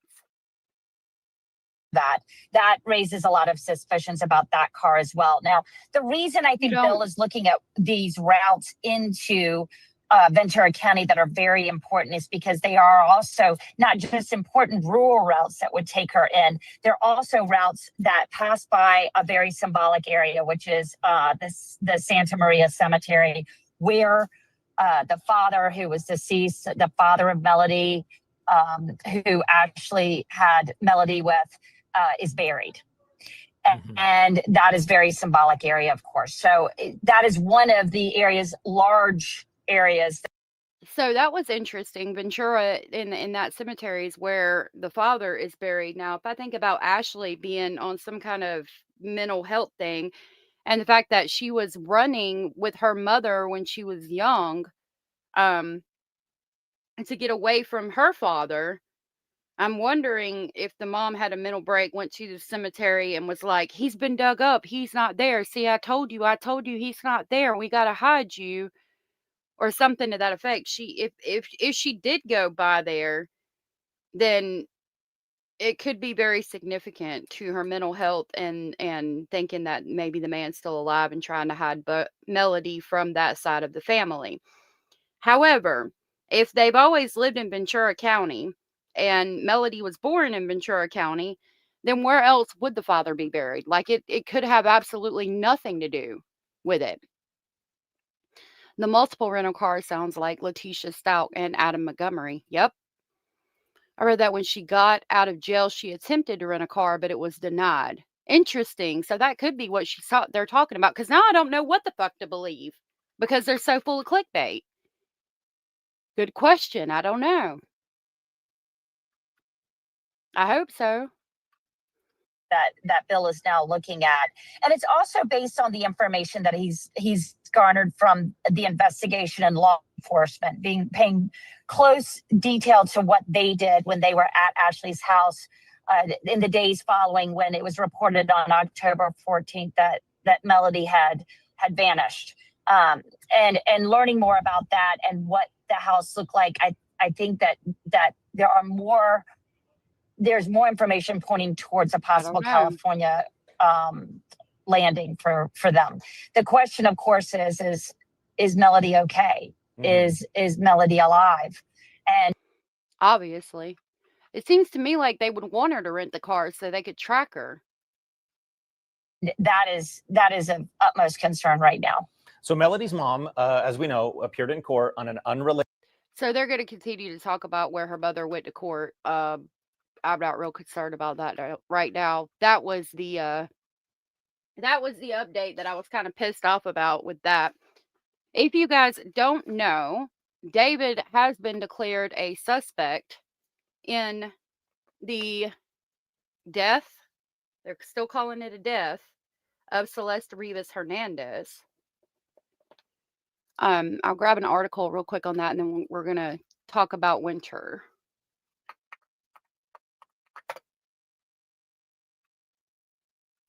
This one is from 2 hours ago. I put a video out on it if you guys haven't seen it, but I'm not going to go through the whole video. Some people are saying she has been denied a rental car because she's in a ton of debt. Interesting. If he's alive. Yeah, Michael Dunahee. I know. Yeah. It's about damn time. It says David is a suspect in the death investigation of 15-year-old girl found in his car per reports. Excuse me. It reads, David is a suspect in the death of 15-year-old Celeste Rivas Hernandez, whose body was found decomposing in the frunk of the singer's impounded Tesla 2 months ago, the news reported. According to NBC News, a source with the LAPD said that the 20-year-old artist born David Anthony Burke has not been cooperating. ABC News sources also said the same and added law enforcement is open to the idea that there may be more people involved. The medical examiner has not yet determined Hernandez's cause of death. However, the police source told NBC Los Angeles that the teen likely died in the spring and that the musician likely helped with dismembering and disposal of her remains.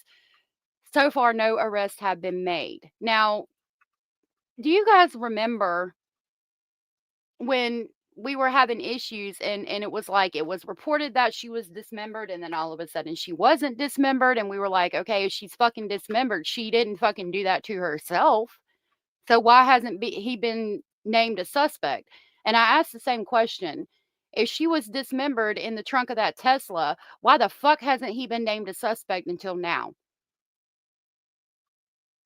Exactly, Dandelion. She didn't fucking dismember her fucking self. What the fuck? Great question. Took them long enough. They need to arrest. You meant him? Right. It's insane. 19 years missing. Mom wasn't arrested. Offed herself after Nancy Grace interview. Wow. That's horrible. Why would deny her car rental too? They are a private business. I would be like, no, ma'am. If you don't tell us where that child is, you don't get a car. I also found this from SF Investigates from November 12th. It reads, on the night of December 30th through the morning of December 31st, 2024, David and Celeste were together in downtown LA, where several photos were taken in public. Celeste was 14 at the time and was about 70 miles from her home in Lake Elsinore. Whether she was sober or not that night is open to interpretation.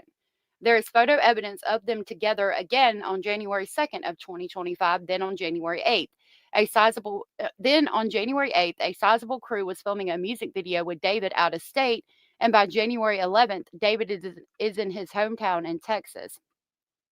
On January 20th of 2025, he is on a Delta flight. So the question is, where was Celeste between January 3rd and January 20th of 2025? Can anyone account for her during that time? There were many people present at the music video shoot. Did anyone see her there? What about in his hometown in Texas? Does anyone have any proof of life for Celeste Rivas Hernandez after January 2nd of 2025? These are the photos that they were taken. I think that's a cool photo. Like, that's pretty cool what she did there, but she does look a little intoxicated, to be fair. Probably, Tabby. It's taken a long time. Who knows what evidence has been covered up, removed, and all this time. The guy should have been on the radar from day one. Exactly. Boom, boom, boom, bop, bam. You don't get a car, and you don't get a car, and you don't get a car. David dated a minor, had a lot of talk with her. She was found in pieces in his fucking trunk, but wasn't a suspect at first. Get the fuck out. Right. And they swore up and down she wasn't dismembered, but now they're saying she was dismembered. What the fuck? Exactly. What the fuck is going on? I'm pissed. Why do we got a switchblade? December 31st, 2024 at 12:01 a.m. in downtown LA. Why are we holding a switchblade, David? What the fuck's going on here? That's the only one of Celeste. Then this is a photo of the music shoot.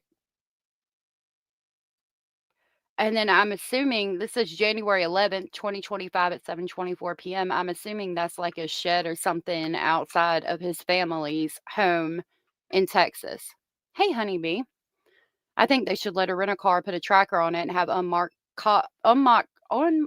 cops follow her. I think that would be a good idea. Typical Hollywood cover-up. It came out right away she was dismembered because she wouldn't have been able to fit in the trunk of that little vehicle. Right, it came out in the beginning, and then everybody tried to say, no, she wasn't dismembered. And then now they're saying again that she was dismembered. Because people came in here and were like, no, she wasn't dismembered. That's misinformation. And then I looked for it, and I couldn't find it. And I was like, well, damn, I remember them saying it in the beginning. And everybody was like, no, it hasn't been verified. That's misinformation. So I was like, okay, well, she might or might not have been dismembered because it was a big thing. I remember. And now all of a sudden they're saying she's dismembered again.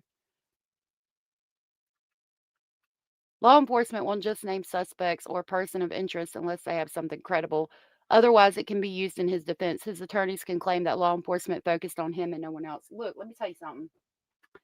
If you go out to my little Jeep that I just got out there, my little stick shift Jeep, and you open the back and there was a body in there, I'm going to jail. I'm going the fuck away from here. Do you hear me? They're going to be like, nope, bitch, nope. You're going to jail. We'll ask questions later. I don't give a fuck. Get in the motherfucking cop car. So I get it. I mean, I understand what you're saying, but not me. And that's bullshit too. Maybe because he was so famous, they didn't arrest him. I don't fucking know. Rayla Wilson. All right, so now we're going to talk about Wynter Wagoner. I was perusing the YouTube streets last night, and this video came up that kind of brought my attention to it. So we're going to watch this video. This video is from Chasing Truth. I want to share this video with you because I've used her stuff before and she didn't strike me. She seems pretty nice. I don't agree with everything she says, but she seems nice. Very level-headed person. Have no issues with her. And I don't think that she would mind if I used her video. And she's got more information on this 13-year-old that I could find, but it would take us a while. It would probably take us about an hour to get all the information that she has. So I'm just going to borrow her video. I am going to let you know that this is from Chasing Truth. If you guys would like to subscribe, you are more than welcome to do so. I'm going to drop her link. At least go give her a thumbs up for this video, and I will put her in the description box when we are done. This one is sus as fuck. The medical examiner didn't say she was dismembered. I truly think the news lady said dismembered in error. They're saying she's dismembered again now, though, from the source from the LAPD. So I don't know. I mean, it's back out again. I suppose we'll find out in the end. It is ridiculous not arresting someone because they're famous. Hey, Crystal. In France, right now, past president Sarski is in prison serving time for fraud. Right. Okay, so where's my pen? Again, this is going to be information on Wynter Wagoner from Chasing Truth. Yeah, that they said in that video that the source said that the LAPD said it too. So the source at the LAPD, I don't know. I suppose we'll find out when we get more information. Wynter Wagoner has been missing from Rockcastle County, Kentucky since October 14th, 2025. She was living in foster care at the time, but her father, Dustin, still has full parental rights. He wasn't notified when she disappeared. He only found out days later when social services arrived, and at that point, he had just been released from jail on a child support issue. So you mean to tell me this girl was living in foster care even though he has full parental rights? I've got questions about that. If she was in foster care because he went to jail for child support, then maybe that's why she was in foster care, but he's not notified while he's in jail. What did you say? Well, he can't do anything because he's in jail. So let's just not tell this man that his fucking child is missing? Excuse me? What the fuck? Unrelated to abuse or neglect. As soon as he learned when Hold on a minute. Let me back that up. jail on a child support issue, unrelated to abuse or neglect. As soon as he learned Wynter was missing, he began trying to reach everyone involved. One of the things that immediately disturbed him was the behavior of Wynter's mother, Summer. She had taken her mother's truck and disappeared for 2 to 3 days around the exact time Wynter vanished. No one knew where she was. When Where I need to know if the police are looking into where the mother went. Where the fuck did the mother go? Why is the mother disappearing for 2 to 3 days when the child is going missing? More questions. A little bit of Lisa. I think he has other children. I don't know. I think it could be for a different child. He was not told she was missing until CPS rolled up at his house a while after she had been missing. You've heard that the foster family denied law enforcement to search their property. This is right here at home. police showed up at the grandmother's house looking for Wynter, Summer suddenly reappeared with the truck. So when the police come knocking looking for Wynter, she magically pops up like a fucking garden gnome. Here I am. What the this I mean, we're not even very far into the video and I've already got more questions than answers. A little bit. I'm sorry. Go lay down, sweetheart. Get you some sleep. Dustin says that when he called Summer to ask about their daughter, she told him, "Don't worry about Wynter, she'll be all right," and then instantly changed the subject to say she was pregnant. Excuse me? Don't worry about our child who is missing. She'll be okay. Have the police polygraphed this woman? Like, okay, that would make me think that the mother took her to go be with a boyfriend or a man or something, and she's like, "Don't worry, she'll be okay. She's where she wants to be." If that were the case, why are we not contacting law enforcement? Because this is a man that's too old to date her? What the fuck's going on? And then, when we're talking about our child, you got the motherfucking gall to tell me don't worry about her? Also, I'm pregnant, by the way. Y'all, I would catch a charge. Mm-mm.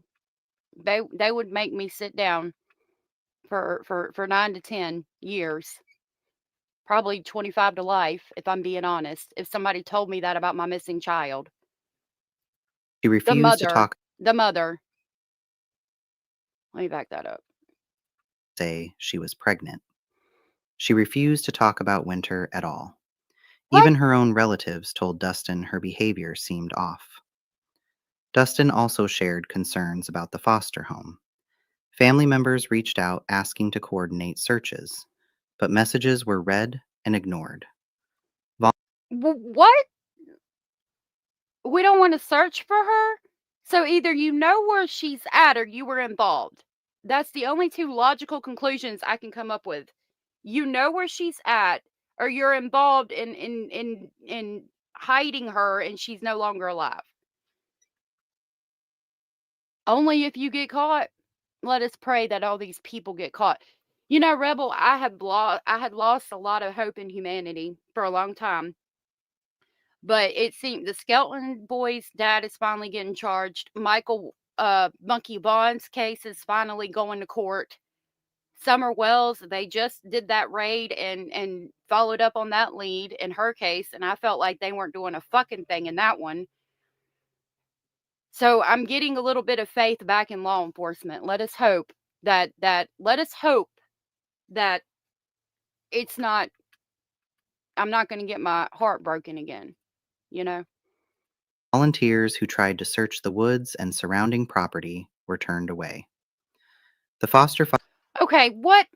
Okay, so this girl went missing from a foster home. Dad's in jail on child support charges. Dad is not notified until the child's been missing for some time, and CPS comes to knock on his door to say, "Hey, by the way, while you were in jail, we know you left your child with foster care so that she would be safe, but we lost her. I called the mom. Mom tells me not to worry about her. That and I'm pregnant and I don't want to talk about our missing daughter anymore. Mom has disappeared for 2 days around that time. Mom's acting weird. People want to search. They're being ignored and they go and search anyway and are told to leave the fucking property? I got to do it. I got to do it. What the fuck, y'all? God damn! God damn! God damn! I really got to make one without stuffing on it. But what the fuck? I can't. Abso-fucking-lutely not. Were turned away. The foster father was even recorded saying he didn't want people combing through the woods. No one is accusing.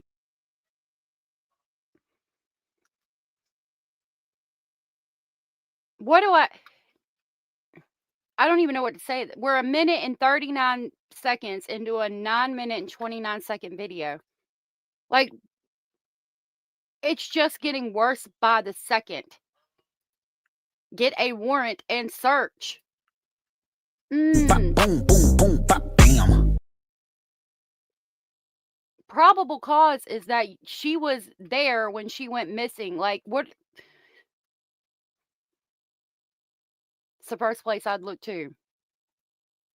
Them of wrongdoing, but for a child who vanished from their care, the lack of cooperation was unusual. She said nobody's accusing him of anything, but nobody will cooperate. So either y'all know where she's at or she's deceased, in my opinion. Dustin said he felt completely shut out of the early search, both by the foster family and by the system that was supposed to keep him informed. Communication with law enforcement was also limited at first. Dustin described calling for days before a detective finally returned his message. Again, excuse me?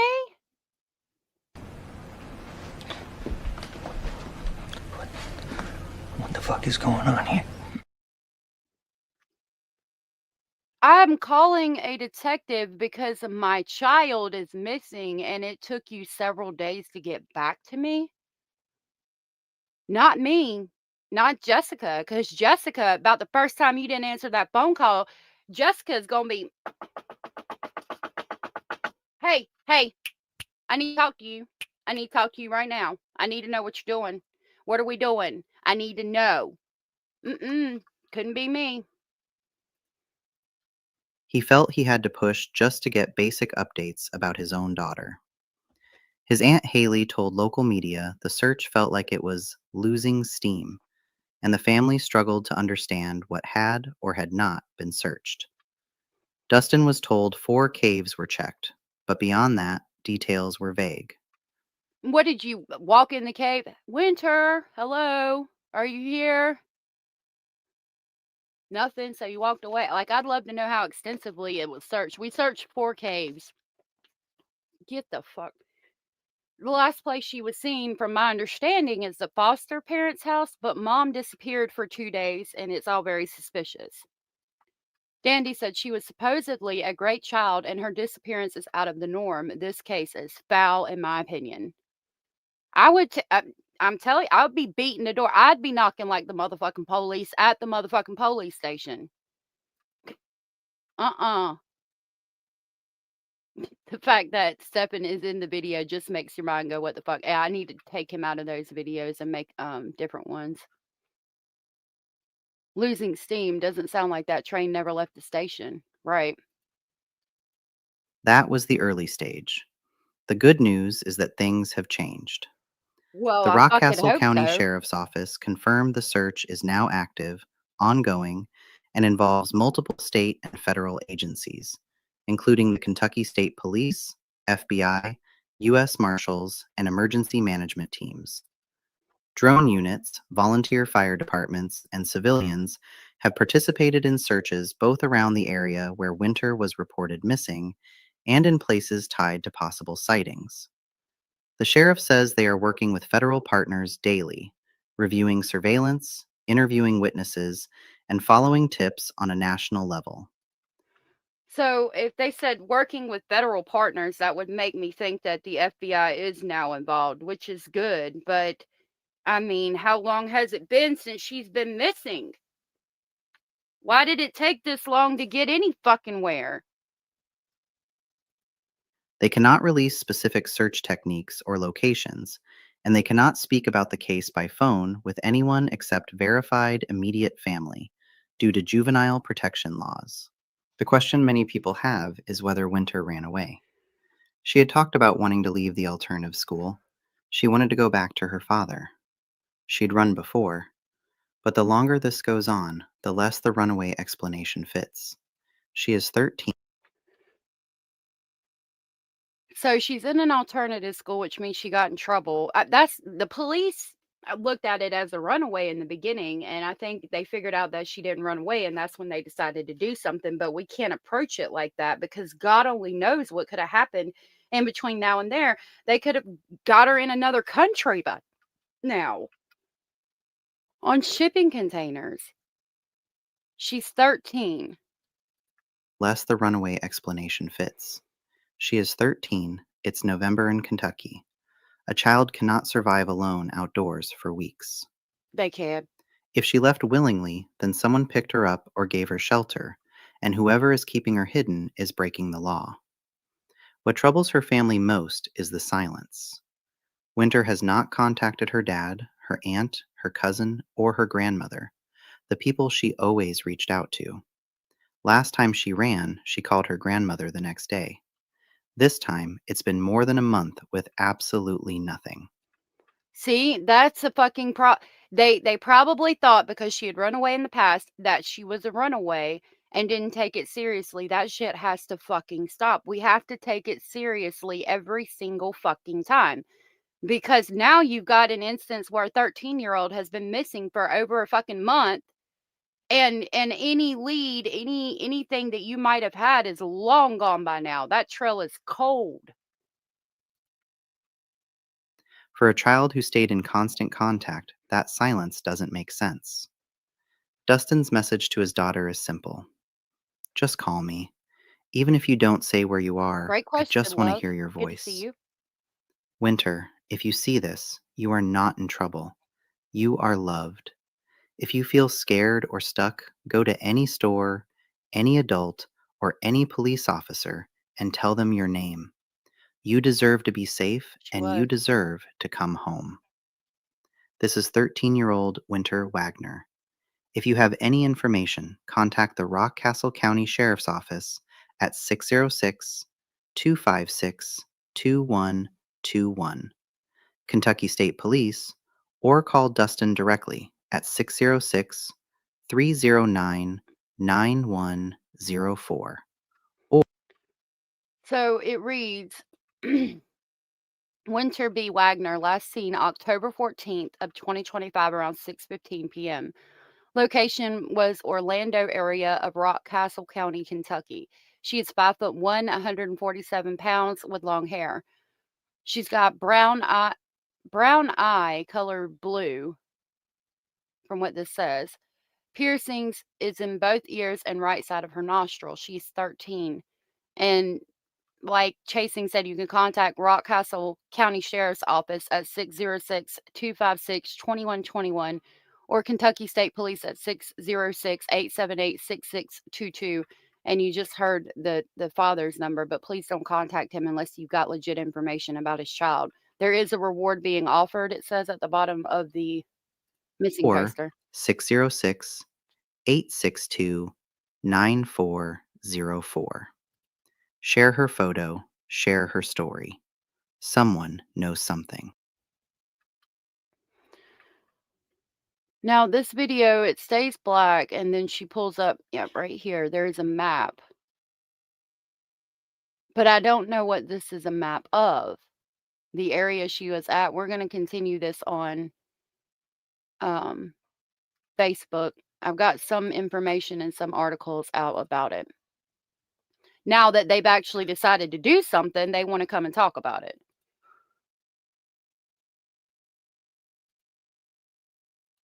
I'll jump over to Facebook. This is Lexington 8. It says, Wynter Wagoner has been missing for nearly 2 weeks. That was October 27th. Her father said he's being left in the dark as local, state, and federal agencies search for the girl. This was the father speaking out, it says. Now, this is an older interview from October 27th, but it appears that maybe we'll get to hear him and his side of the story. If my stuff isn't going to mess up, I might have to.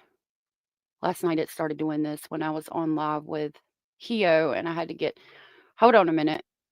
I'm going to have to get the kids off the internet.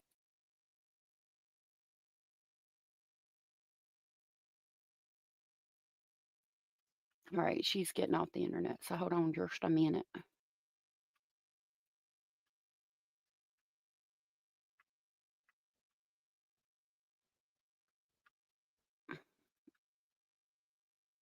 Lord have mercy.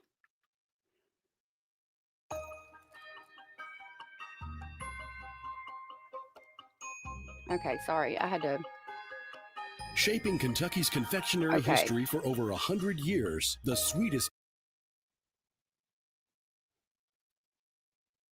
Teenager Wynter Wagoner is nearly search for the missing teenager Wynter Wagoner is nearly 2 weeks old now. It's a story we first brought to you last week at 11 o'clock. Well, tonight we're speaking with her father, who is in the process of trying to regain custody. Our AJ Patel has more at our big story at 11. There's a message actually on my Facebook where she had wrote right before I got out how excited she was to come live with me. So he's getting out. He's waiting to get out on this child support charge and thinking that she's coming to live with him. She's excited to come and live with him, and now there's nothing. That's not good. That's not good at all. No one just wants to live in the street. You're absolutely right. It drives me crazy when police use, oh, they probably ran away as an excuse to do nothing. Yep. Not one of their people just passively follow the freak show. I guess some kids are not worth saving. Right, said law enforcement. And if a child has been reported as a runaway, it seems like someone should be concerned as to why she's running away.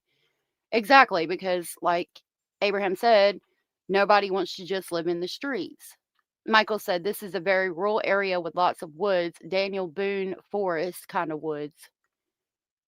That is how John Wayne Gacy got away with all the years of kidnapping and killing kids, because the police used the excuse that they were probably runaways and did nothing. And we saw what happened then. CM said it's way out in the sticks where the foster home that she became missing from, and definitely more caves than what's being said. Prayers that she's found safely. Unfortunately, that's true, in my opinion. He's my everything. Things were starting to look up for Dusty Wagoner. After he got out of prison this summer, there was only one thing he focused on: getting custody of his daughter. 13-year-old Winterbrook, also known as Wynter. I have my hopes set high. I'm just bringing her home and letting her have a better life and just a happier childhood. Me and my fiance was actually talking about trying to find a bigger place. But that all changed the night of October 14th when the Rockcastle County Sheriff says Wynter disappeared from her foster home on Wolf Creek Road. I don't know what to do with myself, you know. Great. It's painful. Dustin tells us he didn't find out until days after by the caseworker who works with the family. It's kind of depressing. You are left in the dark. Multiple agencies, including the FBI, are working to find Wynter. The family says she wasn't happy with her living situation. I don't feel like they would come in and look into it if they didn't feel like there was definitely something worth looking into. While authorities have visited Wynter's aunt's and boyfriend's house, Dusty says they never visited the person she wanted to live with. They've been everywhere, but they never came to my family's house. Not once. She wanted me to. See, this is all very concerning. And why is she running away from the foster home? I don't know how anyone in law enforcement would be able to live with themselves ignoring looking for a child. No child should be missing without everything possible being done to treat it as a top priority. Bop, boom, boom, boom, bop, bam. I agree. I hope she's located safe. Come pick her up several times.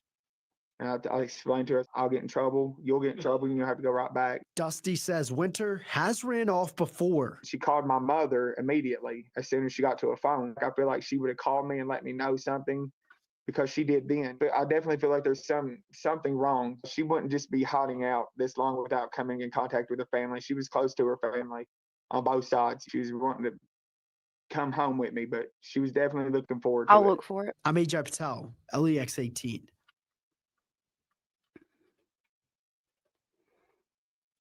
Yeah, I'm sure it's here somewhere, probably on the Facebook.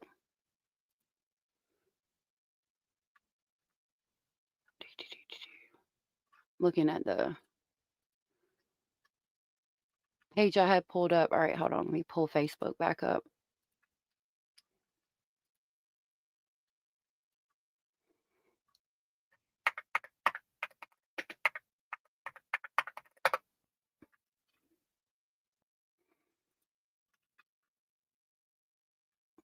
Okay. This was 12 minutes. It says hot. This is from Lexington 18. It's from the news from 12 minutes ago. Congressman Hal Rogers applauds law enforcement working to find missing 13-year-old. Wow. Congressman Hal Rogers applauds law enforcement working to find missing 13-year-old. Really? Fucking really? Now, on November 19th, when she's been missing for over a month? Oh, they're doing such a great job? Y'all. Mm-mm. I'm getting angry about a second. It says Congressman Hal Rogers took to social media to applaud law. Hold on a minute.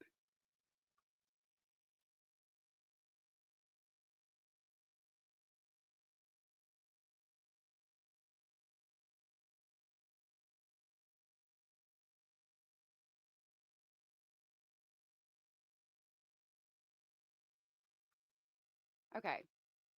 It reads, Congressman Hal Rogers took to social media to applaud law enforcement who are working to find missing 13-year-old Wynter Wagoner. Rogers states in a post that Wagner's family reached out to his office asking for additional help to find Wynter. Wagner has been missing since October 14th and was last seen in the Orlando community of Rockcastle County. This was put out November 19th. You are applauding law enforcement on November 19th. Their work in finding a child that has been missing since October 14th when you didn't do a fucking thing in the beginning, to the extent that he had to call the detectives several fucking times to get them to call him back. They ain't checked the dad's side of the family's house at all. No. What the fuck, y'all? God damn! God damn! God damn! That's bullshit. What are we running for office? Mm-mm. It continues. Rogers says, quote, the Rockcastle County Sheriff's Office, Kentucky State Police, FBI, and U.S. Marshal Service Office have been searching for her for more than 1 month, and I applaud their continued work. It doesn't know, what, a month and a day? Because it should have happened right when all of these people should have been brought in from the beginning. He adds, my prayers are with young Wynter and her family and friends. May God speed all the search efforts to find her safe and sound. For anyone who has information on Wagner's whereabouts is asked to contact the Rockcastle County Sheriff's Office at 606-256-2121 or Kentucky State Police Post 11 at 606-878-6622. That just makes me angry. This is not an out of control teenager. This is a child that's struggling with something, lost and in danger.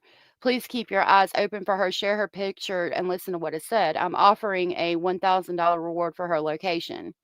We need to know where she is. Wynter Wagoner, please at least let us know you are okay. We love you and are worried.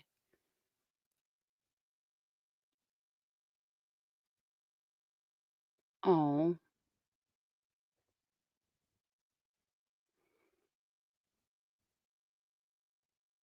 That's so precious. Photos are older, but still photos. Lord have mercy.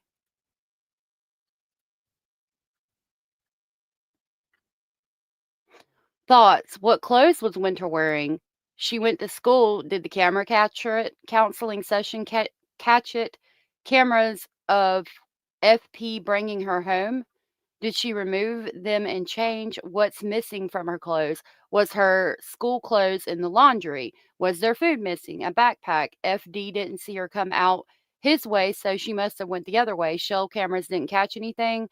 Is it possible she hid in the woods and waited for a ride? From my understanding, she did that last time she tried to run away. Maybe she did the same thing and hitched a ride from someone. Her face is everywhere, praying we get answers and praying she calls and says that she is safe. This is Wynter Wagoner. She had gotten baptized this year. Wynter is so sweet and deserves to be happy and healthy. Wynter, please call. We are willing to do anything to help you with this. We all love you so much and are praying for you. Things don't have to go back to the way they were. Please share this. And there's another photo of her. Okay, I'm going to try to find the interview with the foster parents.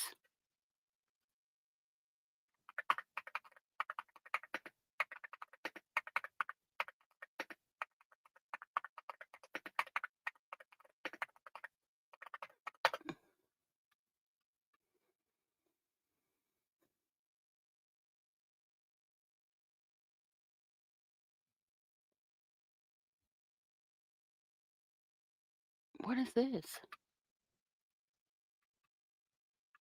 November is National Adoption Month, and Wavy TV 10 has partnered with Virginia's Kids Belong to help find older children in the Virginia foster system a loving family. It's part of our Foster to Family campaign. Today, we introduce you to Wynter. She is 16 years old. Wynter Okay, that's not the same thing. Sorry about that.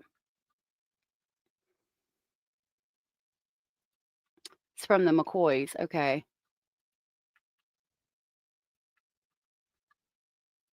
Hold on a minute and I'll pull it up. I knew the McCoys had done something on this.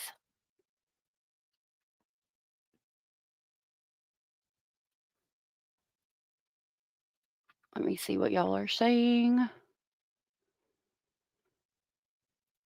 Sometimes they are. There's camera everywhere these days. Yep. This time she would have contacted some of her friends. Someone would know where she is. I agree. Love always. I know that's why I want to be a foster mom. I wish you could. She is beautiful. I do believe they said she was a girly girl and hated getting dirty. I can't imagine her escaping through the dense woods. By this amount of time, someone has to know or has been in contact with her. Otherwise, she's been kidnapped and in danger. A teenager can't hide themselves for a month. I agree. They're very actively searching for Wynter. That's good to know.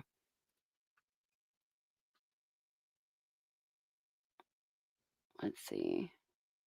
I'm not going to play their whole video, but it claims that they do talk to the foster parent.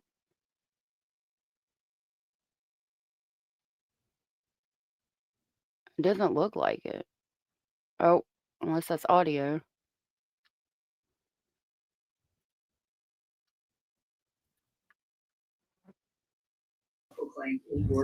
Yeah. Okay. It is audio. Hold on a minute. So that's paid off. You don't get your phone back. Yeah. But you know how many people have extra phones laying around where if you don't have a plan. Okay, hold on. I got to find the beginning of it. And I thought that was an interesting comment that he took the police to all the caves. How do we know? How do we know they were taken to all the caves? It don't take but one cave to raise my suspicion. You wouldn't need but one cave. Again, this is guys, I'm thinking out loud as an investigator. I'm thinking out loud as a YouTuber. I'm not. All right.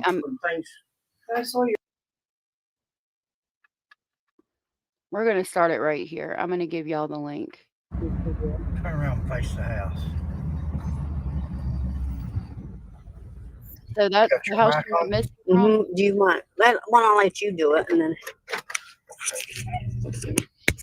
You guys. Just turn this out. Yeah.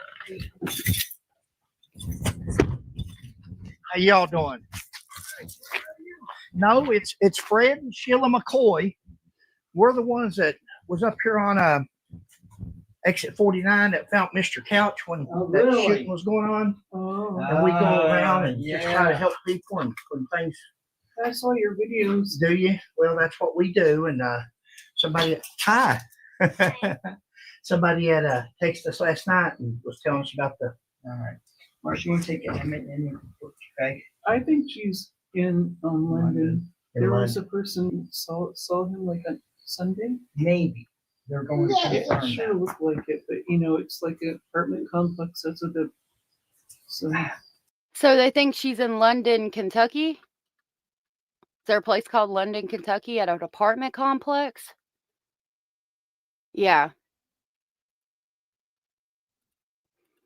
She's not right here. But even today, they had like a drone flying around. Yeah. She's not really an outside girl. Is that the kids? Wynter's 13, 5-year-old, and a year and a half one for 10, 11 months now. Have a seat. Thank you, sir. So they said they've had 3 kids for 11 months now, one of them being Wynter. They're searching for the two brothers from Kentucky too. I think that's also awesome. When did the police start actually looking for her? This is incredible. I can't believe that. I don't know. After she went missing. Well, I mean, obviously after she went missing, but an extended period of time after she went missing, too long in my opinion. Because he wasn't told until several days later. So several days after she went missing. Wynter and the older sister had been in foster care for a year, about 2 years ago also. So 2 years ago, she was in foster care and she stayed there for about a year. And she had been in this foster care for about a year and was waiting for her dad to get out of jail so that she could go and stay with him. And they think that she's in an apartment complex in London. See, that would make sense if the mother took her somewhere to London to this apartment complex or something, and she's there with somebody. I don't know. But let's see. This was made 3 weeks ago, and we still haven't heard shit. So I don't think that's where she was. The police would have checked there. She came here. We had problems about 5-6 months ago. Sure. And it's like, that doesn't go with me, but what are you going to do? So basically, I was giving her a way to work it off at $10 an hour, cutting the grass, riding the lawnmower, picking up walnuts. So they had a problem 6 months ago, and she was working it off by cutting the grass, picking walnuts? She had to tell someone in that home what she was planning, and why wouldn't she go to her father if that's where she wanted to live? This is so suspicious. They should have been looking for her immediately. I agree. Why haven't they gone to get her? She's there responsibly. That's why the state gives money for every month. Oh, why haven't they gone to the foster home? Because the foster home gives them money every month for the foster children. You think it's foul play by the foster parents because they made themselves sus. Interesting. Obviously, she wasn't at this apartment complex. Didn't like doing anything. She is lazy. Sure. She is not an outdoor girl at all. One of the jobs was to pick up the trash, and I walked with her and her sister, mile and a half, 3/4 mile up, 3/4 mile. Oh, I'm too tired. I can't do this. Oh, I can't bend down and pick them up. I'm picking it up, and we only picked up like 20 beer cans or something. Sure. I mean, she doesn't want to do it. Languid is a good word for her. Okay, I've heard about how horrible she is so far. Are you going to tell me anything good about her? What child do you know that wants to pick up trash?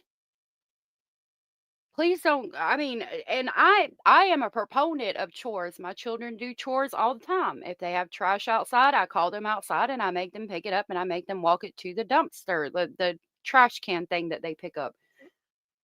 But this is a bit much. Talking about she's lazy, and she's working off a debt and picking up trash. This is weird. Anyway, then about 2 weeks ago. Wow. Well, of course I didn't do that. No.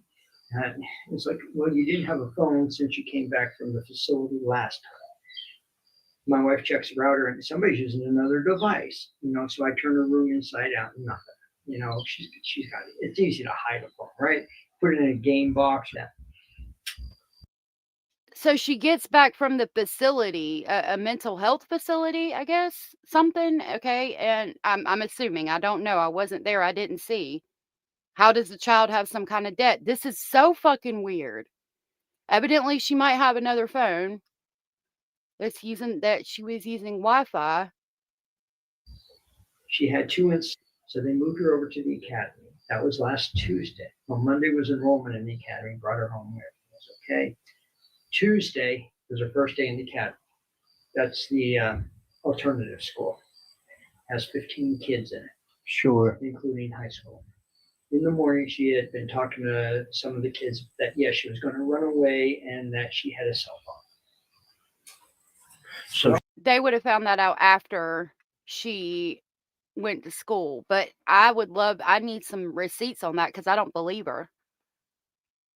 If you turned the room upside down and you didn't find anything, then chances are there was nothing. Maybe it was at school. I don't know.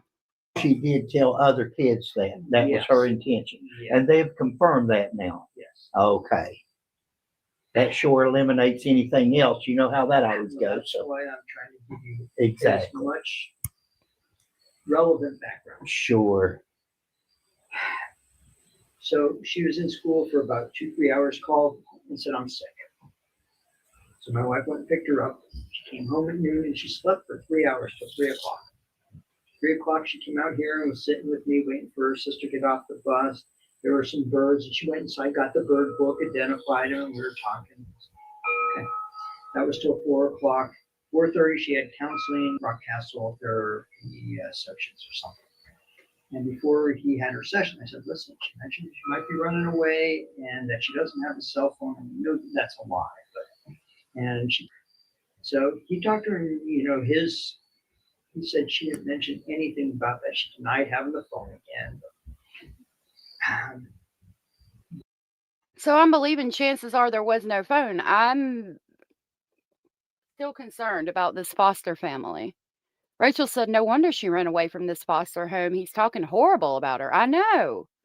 Was she hiding in the closet under the bed? She isn't 5, for fuck's sakes. Seeding doubts about her. Yep. Yep.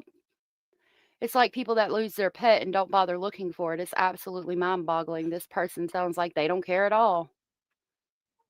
And she would have felt like she was a burden to them. Didn't show up. God almighty. Got home 5:30, well, 4 to 5:30, we were there. It's a 10-minute drive. Got home 5:41. I came up upstairs to start cooking dinner.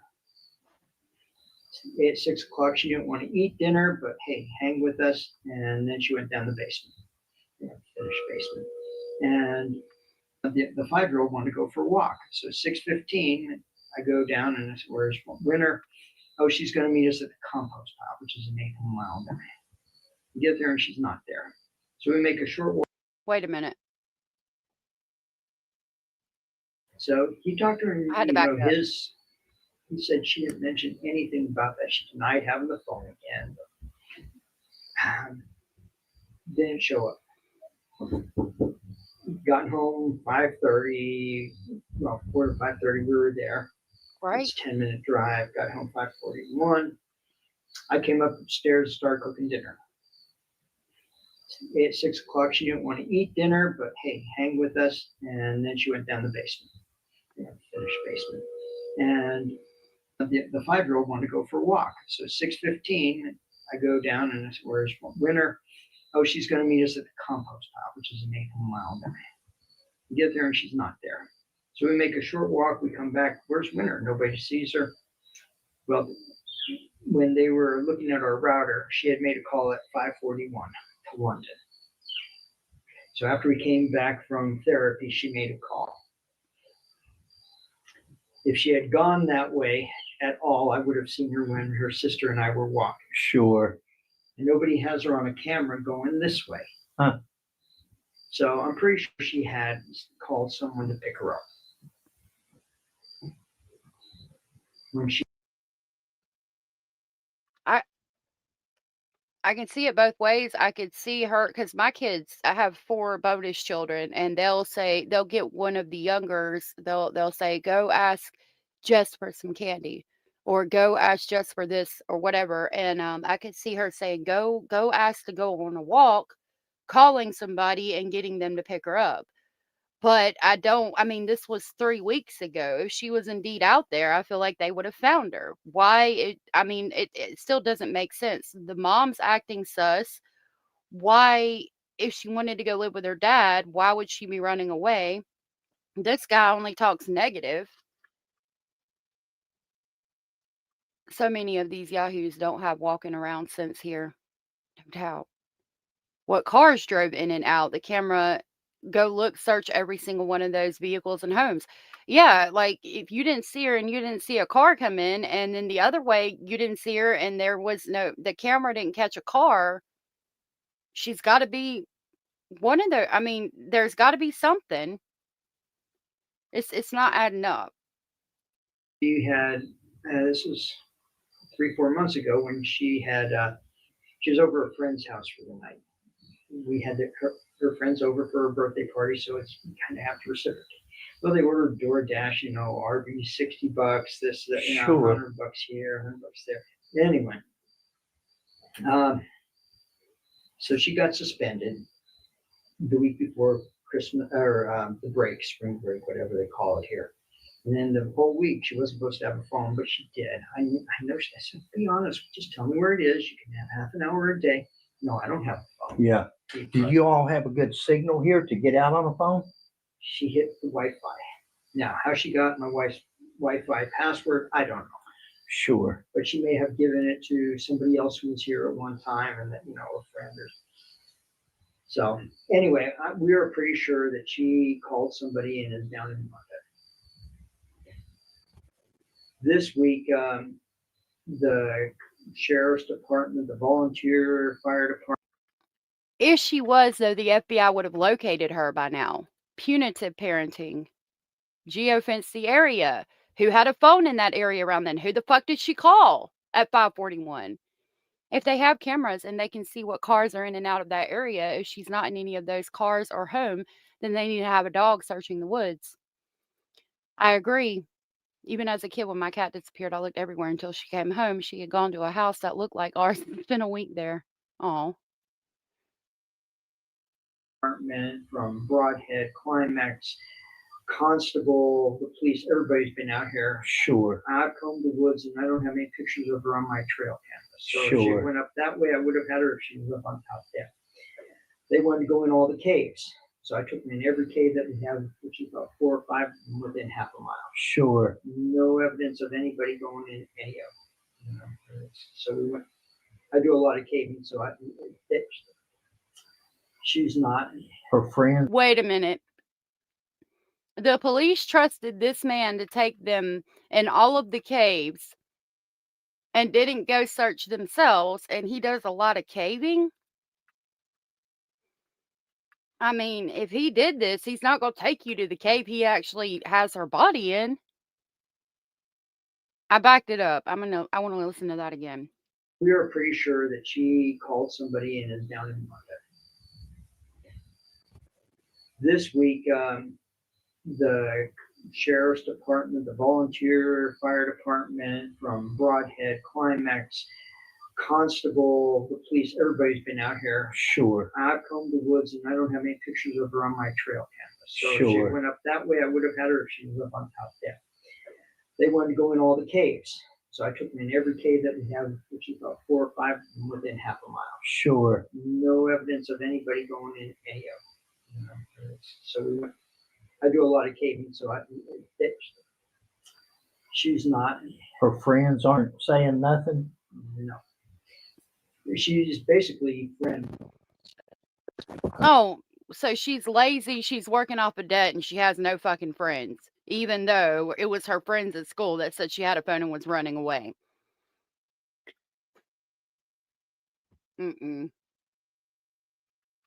This is not making sense. I'm with Rhonda. This guy's a fucking liar. I don't understand why they don't have search parties out there. There are dogs that are trained to find people. Why didn't they do that immediately? Great fucking question. Boom, boom, boom, bop, bam.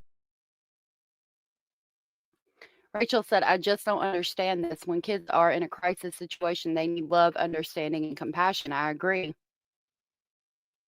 The coincidence is wild that he or she went over there. You think it sounds like how Daniel speaks with Jack and Lily? I don't know. I don't remember him. I think he said that they were rambunctious and they got in trouble, but like not. This is different to me because like they're making her do physical labor to work off a debt, which is, I mean, don't get me wrong, it's understandable to an extent, but like then calling her lazy, she's friendless. I mean, obviously she's not friendless if you really think that she called somebody and left. I don't like this guy at all. At all.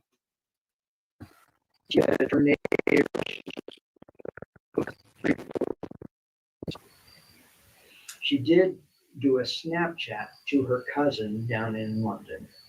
Her mother's name is, and okay, stop it. She did a Snapchat to the cousin in London. So do you not think that if she was in London, that's who she was talking to? Why is it out of the realm of possibility that she was talking to her cousin in London? And obviously, like I said, this was 3 weeks ago, so the police have followed up on that lead. Like, you're making it sound like she ran away and is with somebody in London. Meanwhile, you're saying she Snapchatted her fucking cousin in London. The story's not even making sense at this point. Just said, hey, I love you. I had pinged her, ask her, say, hey, and she answered and said, yeah, I ran away. She told her that? Yes. Okay. On Snapchat. Okay. Well, and the police, of course, have got all that. On our way up here, Sheila and I talked, and we kind of figured that with her that age, especially 13, looks 16, and to you, thanks for talking to me. I mean, that's If the police had followed up on that and it was anything credible, then we'd have answers. CM said definitely call bullshit on the friendless portion of that statement. I think he lost his temper on the poor girl Wynter. I'm wondering the same. There's a shortage of foster parents here. Is there, Michael? Shortages everywhere, yeah. Isn't it the foster family's responsibility to track down every possible lead and insist the police help them out to find her? This is so neglectful. Yep. How did she Snapchat with her cousin with no phone? Good question. They're being paid by the state to care for her. What fucking debt? Right? Great question.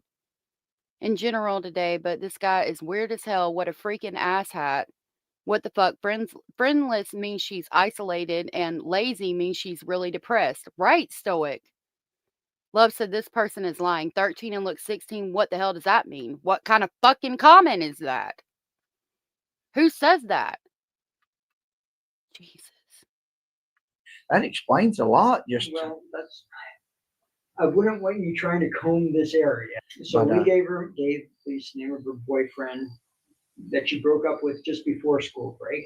The one she had during school break, even though she never had a phone call with him. The one that she's been off and on with for 3-4 years, and they've checked with all them. They checked with the bio mom, the bio dad. Now, this kid was feeling abandoned. I'm going to tell you that. Sure. Mom. Well, no fucking shit, asshole. If she doesn't have any friends, then you wouldn't be encouraging her to have friends and not turning her into a slave. Oh, if she doesn't have any friends, then wouldn't you be encouraging her to have friends and not turning her into slave labor? Aren't you supposed to be helping her have a good life? Great fucking question that I would love to ask this person. We have weekly visits down in London. Mom had not come for the last 6 or 7 weeks. Sure. So mom doesn't come to family visits. You know how discouraging that is to a 5-year-old? So that's where they're from originally, London. Yeah. East Bernstead or something like that. Sure. Now, the dad, he had been incarcerated and he got out about 2 months ago. He did his halfway house, and then a month ago, they had 5 weeks now, they had a phone call and he says, yeah, oh, I love you. I want you to come live with me. Yeah. She tried to run away then. She made it down that way a mile and a quarter. And she asked somebody to, somebody's house, and she said, can you take me to the Shell station, which is out near the interstate? Sure. They, all the neighbors around here know everybody. Yeah. Said, how old are you? Oh, I'm 18. Sure. Sure. Probably. You don't think she'd be with the dad, do you? No, the police have checked. Okay. The sheriff here calls the sheriff down in Laurel County. Sure. And they go through everything. Okay. The only other thing is she may have hooked up with somebody that they knew something was wrong. Yeah. They have to redact things to keep the integrity of the investigation, but this is, I don't like this. Lovely said being a foster parent is supposed to be because you're compassionate and empathetic and you want to help children get through a difficult time, not just collect a monthly check and make them work for you. I agree. I don't know. I don't know, Madeline. It didn't say. I call bullshit, sir, said Dandy. Kelly is right. Unfortunately, fostering is just a paycheck for so many people.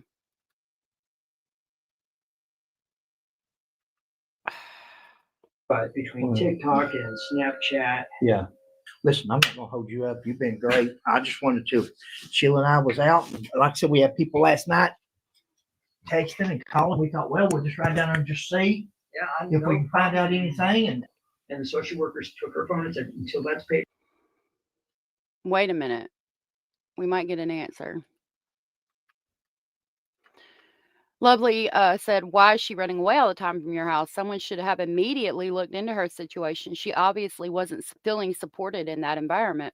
But like Michael said, there's a shortage of foster families. I don't like this. I don't like this guy. Wanted to. Sheila and I was out. Like I said, we had people last night texting and calling. We thought, well, we'll just ride down there and just see if we can find out anything. And And the social workers took her phone and said, until that's paid off, you don't get your phone back. Yeah. But you know how many people have extra phones laying around where if you don't. Why did the social worker take her phone and say, you don't get it back until that's paid off? What's paid off? Did you really contacted the social worker about that?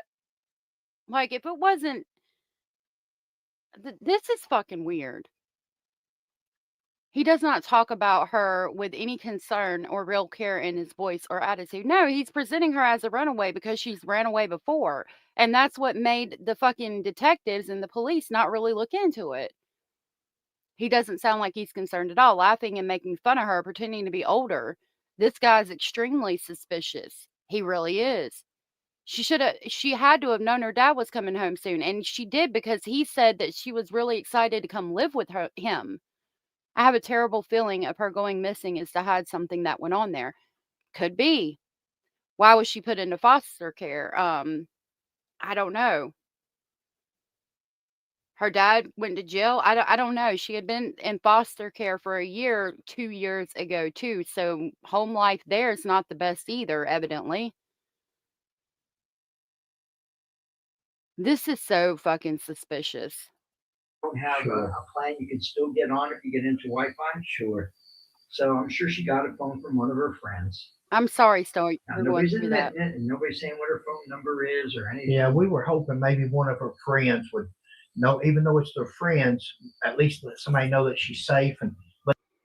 Well, I think it was that day. If they called on that day and she was at therapy before, like, they're going to have camera footage of her at school, at therapy, and all of that. But if there's so many cameras in that area, then, and the FBI and all of that, if they got trail cam footage and there's a camera at the Shell station, how the fuck do we not have her anywhere? This is not, and she disappears during a walk. Like, I need to see you on camera where you walked with the 5-year-old when she went missing. I need all the cameras in that area from that 5 to 10 minute period.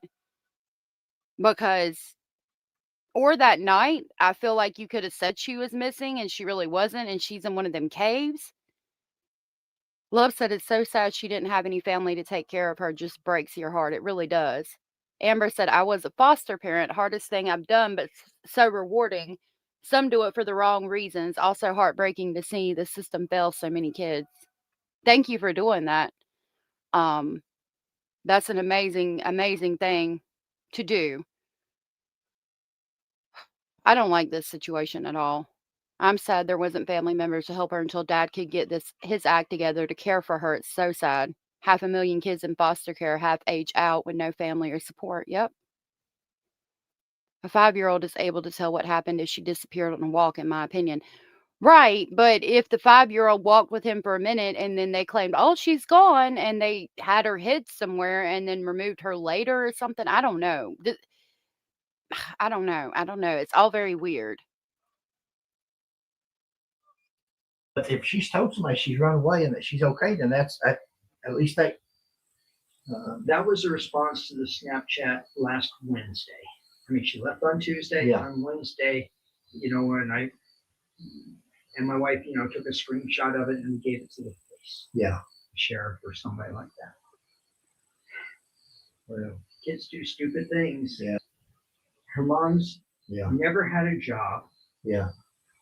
For 11 months now, her mom was supposed to get a job and get a place for them to live, and she'd get the kids back. Yeah. She still hasn't had a job. Yeah. In this economy, anybody can get a job. Yeah. And they did all the paperwork for her to get HUD housing, and she wouldn't sign it. So there's. And that's the one whose vehicle was gone for 2 days during the time that Wynter went missing and is now saying, don't worry about Wynter. The one who wouldn't get a job in almost a year so that she could come and be with her. Snapchat isn't proof of life. Has anyone ever heard the Hart family, Jennifer and Sarah Hart, adopted 6 children and then killed themselves and all the 6 kids? No, I haven't heard about that. That's fucked up. So many kids in this country being raised by grandparents or other family or friends. Crazy amount of parents locked up for drugs. Yep. Now he's talking about her friends. I thought you said she was friendless. Great point, Scratch. This whole interview is so fucked. There's a group home here that takes in and helps support foster children that have aged out. That's awesome. That's really awesome because they turn 18 and then they make them leave and they have nothing. It's Something wrong with her scary. mom. She's just in winter. Well, she was an only child for 8 years, and then she ended up being the mom to the 5-year-old. Yeah. Changing diapers, doing all that because mom was not capable. Yeah.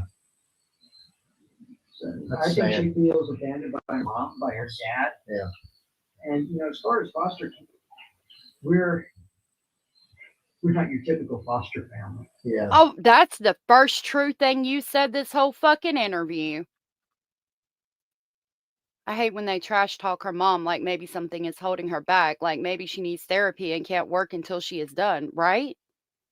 My mom was a foster and adoptive mom. That's amazing, ER, Florida. Since they lost one, will they at least stop getting new kids until they find her? I would hope so. But there was a child there in the beginning that said, hey. So I'm thinking that they still have foster parents. And I'm sorry, Stoic, that you're not feeling real good today. These cases upset me as well. I mean, the little one goes to dance lessons and has the aerial outfit for watching the TV show. Sure. I mean, we are not low income anymore. Sure. It's just we put so much time into these kids. Oh, and then you're gonna say, oh, we got her in dance classes. We're not low income. We put so much time into these children and all the things. Yet you're talking about her like she's the worst child on earth. All we don't want to do is stay on our bed. What the fuck? Hold on, let me back this up. The aerial outfit for watching the TV show. Sure. I mean, we are not low income anymore. Sure. It's just we put so much time into these kids. All we don't want to do is stay on our bed and text. Yeah. All Wynter wanted to do was stay on her bed and text. It's probably where she felt safe. She didn't want to do any work for you. The fuck? But then when I take her out, like we got a creek right down here. Oh, look at this! I found a crayfish. Oh, she did so. I got a frog. Or we go for a walk and oh, look at that bird! It's a hawk. It's a red-tailed hawk. Oh, isn't that amazing? But she is a self-proclaimed indoor girl. Yeah. Well, listen. What was your name? Joe, you were Ralph? Fred. Fred McCoy. Fred and Sheila.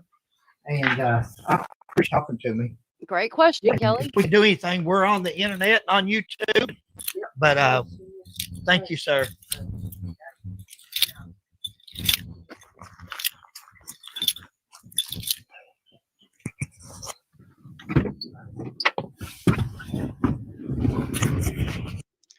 Okay, guys, that's going to complete the video. We've still cut a lot of it out, the audio where I was talking to Joe, the foster. I don't like this guy much either. Love said not low income anymore because you're taking on how many foster kids a month? Right. There's nothing wrong with being low income. Like, yeah, it's not fun and can be stressful, but there's so much love. Yep. Trust me, I know. I don't. This guy's just an asshole, in my opinion. My wife has brought up foster parenting, and we would love kids. We would love those kids, but to be honest, I am selfish and have raised our 3 and want to rest. Maybe one day I will come around. Oh. Well, I'm glad that she has done that in the past, Michael. Foster kids paid for the pool, I guess. I guess. Lord of mercy. I don't like this shit at all.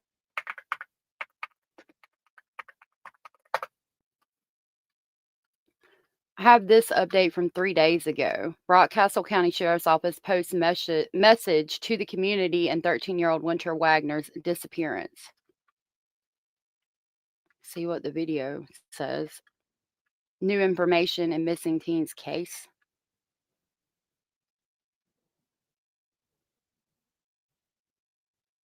I don't even know what the hell kind of fruit that is.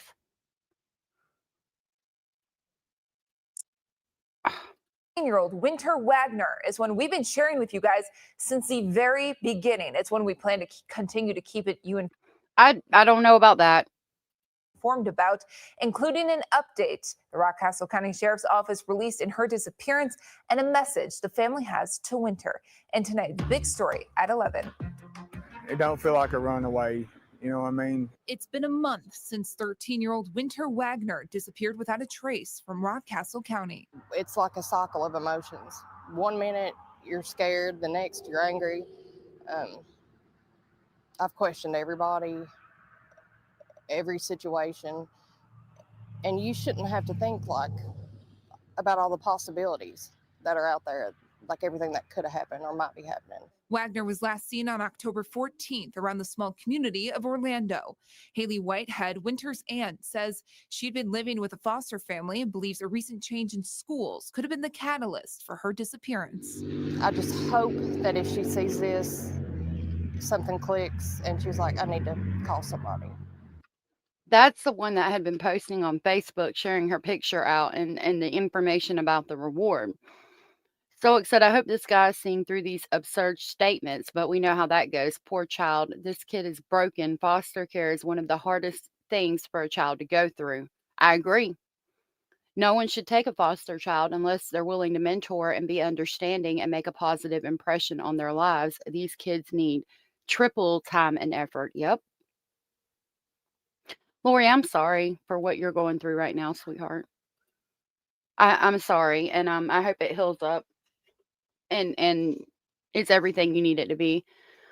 Love said most people are low income these days, and I don't know many that are thriving in this economy. He trashed her mother saying she couldn't find a job. Well, it's not that easy. It's not, especially if you've got a criminal record. I just hope something positive comes from this. And that's the vibe I want. I want a little bit of hope. I'm going to be positive about it because as a mother, you know that if your child's okay or not. In your heart, you do. It was really unexpected, and I'm quite frustrated that she's not been found yet before the holidays. On Friday, the Rockcastle County Sheriff's Office released an update in her disappearance, saying investigators have conducted numerous interviews, reviewed surveillance camera recordings, and continue to follow up on tips. Multiple land and drone searches have been conducted, and they will not share any information that could compromise the investigation. I just want to say. Hold on. I want to back that up and read it.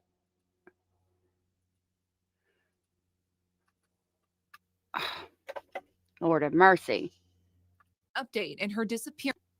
So this was November 14th, reference Wynter Wagoner. Notice there's nothing from the police or anybody else in October. It's all November, the past couple of days.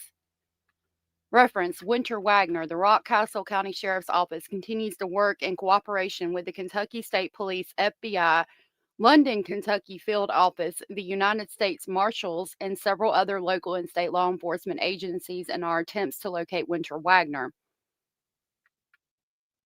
They didn't even spell her name right. Every time I pull it up, it's Wagoner. And they got it Wagner. Every single thing I look at pisses me off more in this case. Investigators have conducted numerous interviews, reviewed surveillance camera recordings, and will continue to follow up on all tips and information received. These efforts are being conducted on a national level. Multiple land and drone searches have been conducted with the help of Rockcastle County Emergency Management, local volunteer fire departments, local and state law enforcement, and civilians. Saying investigators have conducted numerous interviews, reviewed surveillance camera recordings, and continue to follow up on tips. Multiple land and drone searches have been conducted, and they will not share any information that. We continue to communicate daily with Kentucky State Police, U.S. Marshals, and Federal Bureau of Investigation, along with other agencies, to share information and coordinate efforts to find Wynter. We cannot disclose specific locations. Telecommunication, I think, and technologies being used. Driving Wynter home. We will not share any information that could compromise the information, our goal, the investigation, or our goal of bringing Wynter home. Additionally, for reasons of safety and compliance with the laws regarding juveniles, we cannot share case information over the phone with persons who are not verified as Wynter's immediate family. Anyone with information is urged Could to contact compromise the them. investigation. I just want to say this: if it's somebody's afraid to let her go that maybe have her or anything, just let her go, man. I won't say a word to you. Just let her come home safe. I don't know. I give my life for her. I'd switch spots when they're in a heartbeat, you know. I need an answer, no matter where she's at, as to where she is. Like, I would love to just hear her voice, or for her to send me a short video clip. You know, anything. Just give me something. She's been nothing but an amazing person. You know, she loved people. She never bothered nobody. So I don't know why anybody would, even if they're scared that maybe took her off or something, and they're just scared because they took her and they don't want to let her go. But, you know, we just want her home safe. Anyone with information is urged to contact the Rock Castle County Sheriff's Office, Kentucky State Police, or your local law enforcement agency.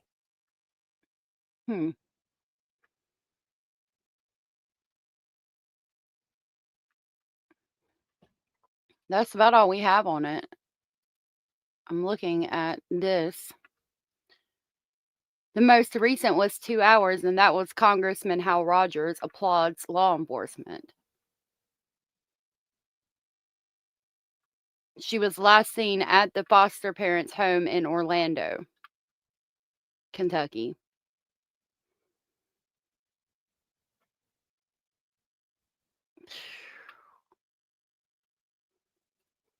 Lord have mercy.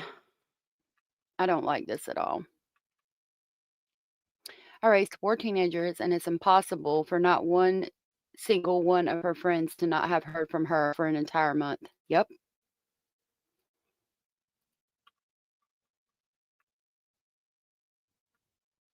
Sounded like she wasn't able to live with father because he was behind on child support payments, so instead she had to go live with the foster family. That's cruel and inhumane. If that's the reason, that is cruel and inhumane. If I was that dad, that foster family would be terrified of me because I would be all over their house and would screaming and freaking out. I would too. They'd have to arrest my ass. I'm sorry, Lori.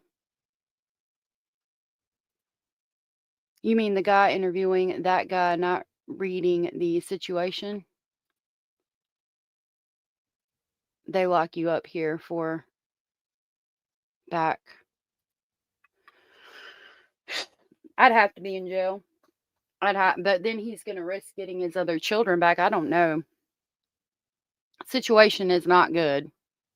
Not good. Not good at all. I'll check X real quick to see if we've got anything over there before we go for the day. Hold on, and I'll pull it up. And they did spell her name wrong because they had her father's name under where he was talking, and it was Wagoner. This is 4 hours. It says these are recent pictures of 13-year-old Wynter Wagoner. He's been missing for over a month from Rockcastle County, Kentucky. Sharing helps more than you think. Please keep Wynter's face and name out there. Oh, yeah. It looks like she hated being outside if a bug or a frog or something like that got close to her. Looks like it. Because let me tell you what, I am outside constantly and I don't fish. I don't like fishing. She's holding a fish and y'all are talking about she don't want to be outside. Look, there she is holding a frog. I thought you said she didn't like shit like that, sir. I got questions, sir.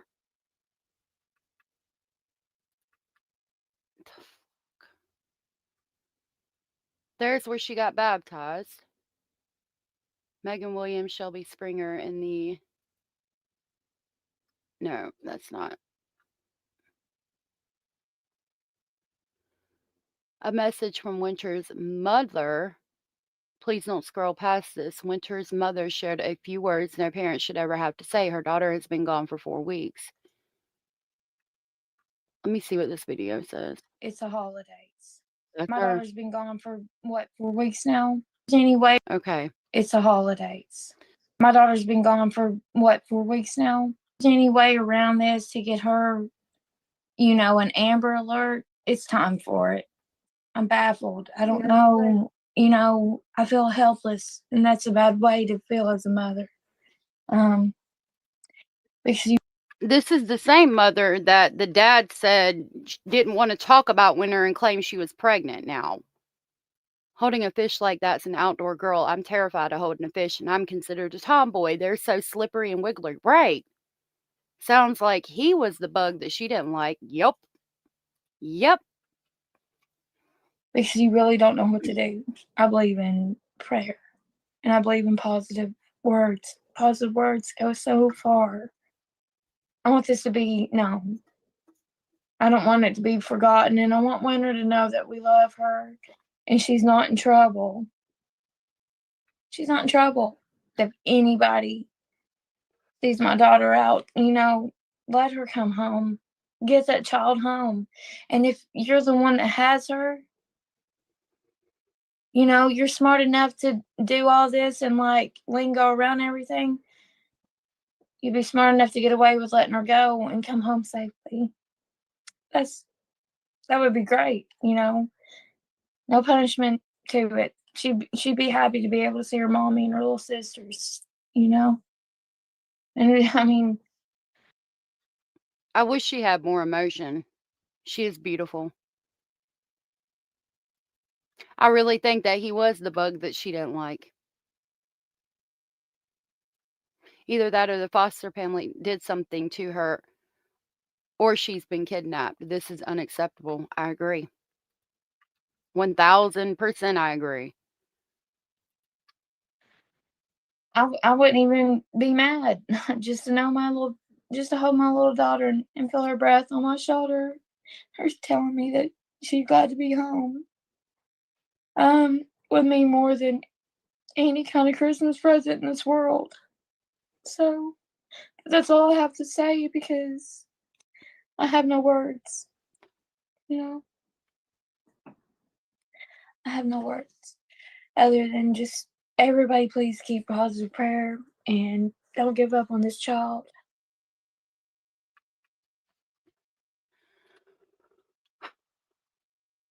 I love that picture of her. 13-year-old girl cannot hide for an entire month without someone she knows being contacted. One day is like a year to a 13-year-old. If they did wait to inform law enforcement, it's because they didn't want the checks to stop. No, I'm trying to be nice and reserve my judgment, but I keep recalling through that whole interview how the father said that the mom disappeared around the time that Wynter went missing for 2 days with the vehicle, and every time he tried to talk to her about Wynter, she changed the subject. I don't want to be mean, but no, I didn't like that interview either. Another one, good to see you. I'm sick of kids disappearing without a trace too. I don't think either parent is responsible for her being missing. It's something to do with that foster family. I don't think either parent could have done it without her getting. I can't understand why she's not caught on one of the cameras in the area. And the foster parent just wants to cut everybody down.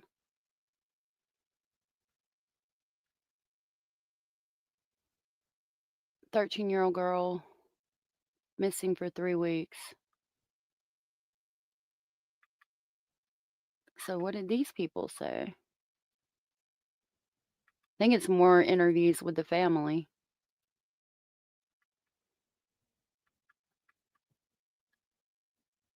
Please don't be stupid.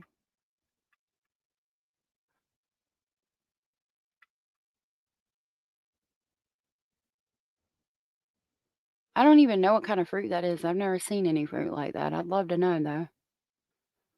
Search for Wynter Wagoner is about to enter its second month. She's the teen who went missing in Rockcastle County. LEX 18's Michael Burke spoke with Wynter's aunt, who has a few ideas about why Wynter might run from home, but she's growing more concerned with each passing day. It's been 4 weeks now since 13-year-old Wynter Wagoner disappeared in Rockcastle County. It's driving us crazy. And our minds they've been to the darkest corners, of course. Right. because anything's possible. Her aunt, Haley Whitehead, says that's the hardest part, not knowing where she is or if she's okay. Haley says Wynter has been living with a foster family and was recently forced to change schools. Why was she forced to change schools? Did she have to go to alternative school? Seems like the mother must be on some type of substances or something. She was probably off on a bender, but I don't know the whole story. I got to look into this. So sad. I'm wondering if the mom is on substances and that's why she seems weird. When did they report her missing is what I need to know. Michael Green Chili Chicken, thank you so much for gifting a Speculation Station membership. That was so very sweet and supportive of you, and I greatly appreciate it. That went to Love Always. Love Always, if you are here, I think that's the same one that has been talking, but if you are aware and you are here, if you are aware that you were gifted from Michael, please tell Michael thank you, and I will grab the crazy train to pick you up on the way to Speculation Station.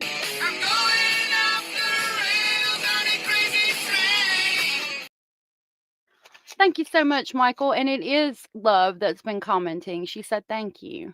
Love Always redacted. Thank you for saying thank you. Clearly, the parents have some issues. She was in foster care, so of course I'm going to question them. And the foster family is giving me some ick vibes too. I know that's right. This case is fucking weird, man. This 13-year-old did not disappear and has had no fucking contact with anybody. Y'all, I ran away when I was 13, and I ran away. I mean, I went to a place where the cops wouldn't even go, but within a week of me going missing, my brother came down there, and I was staying at a house I shouldn't have been staying at, and I had my bag of clothes. I had brought a bag of clothes with me, and as soon as I heard him, because it was like an area, it was by the river, and you could see cars coming in and out of that neighborhood from like way far away, and it was all dirt roads, so you could hear them too. So as soon as we saw the car coming in at the top of the hill, I took off running in the woods, and it was dark, and he come out of the back door of that trailer. And he said, because he knew I wasn't going to come out of the woods, he said, "That's all right. I'm taking your clothes." And I went home about a day later. But again, the point is that you ain't disappear. You're not going to disappear at that age and nobody knows where you're at. The only reason my brother came down there is because they told the cops where I was, and the cops would not go and get me from that neighborhood. They don't go there. So my brother came to get me. Stay out of trap houses. I wish I had. I wish the fuck I had. Having a little bit of trouble at school, actually, for the past couple months, especially. She got put in an alternative school. And the day she went missing was her second day in that school. Haley believes it's possible that can be a catalyst for this, as Wynter wasn't happy there. And this wouldn't be the first time she's expressed her unhappiness with her current situation, be it at school or at home. I do feel like she was probably planning to run off. This is the second time that she's attempted to. Haley very frequently hosted Wynter at her home over the years, even taking her on vacation with the family. She was very close with her cousin, Haley's daughter, as the two are only 11 months apart in age. We've had to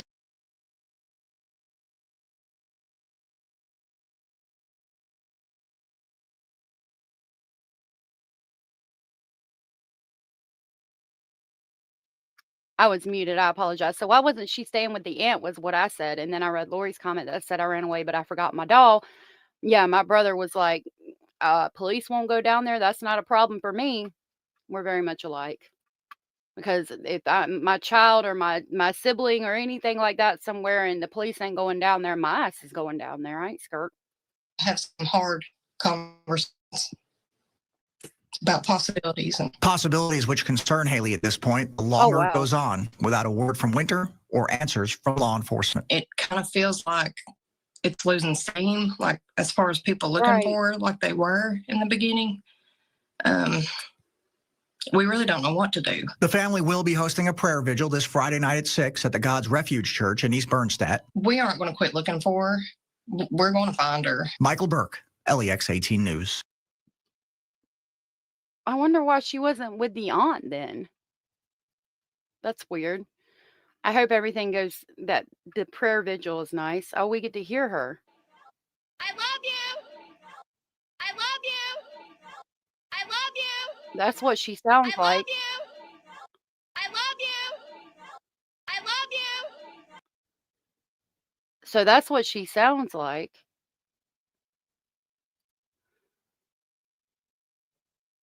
Still following up on all information received.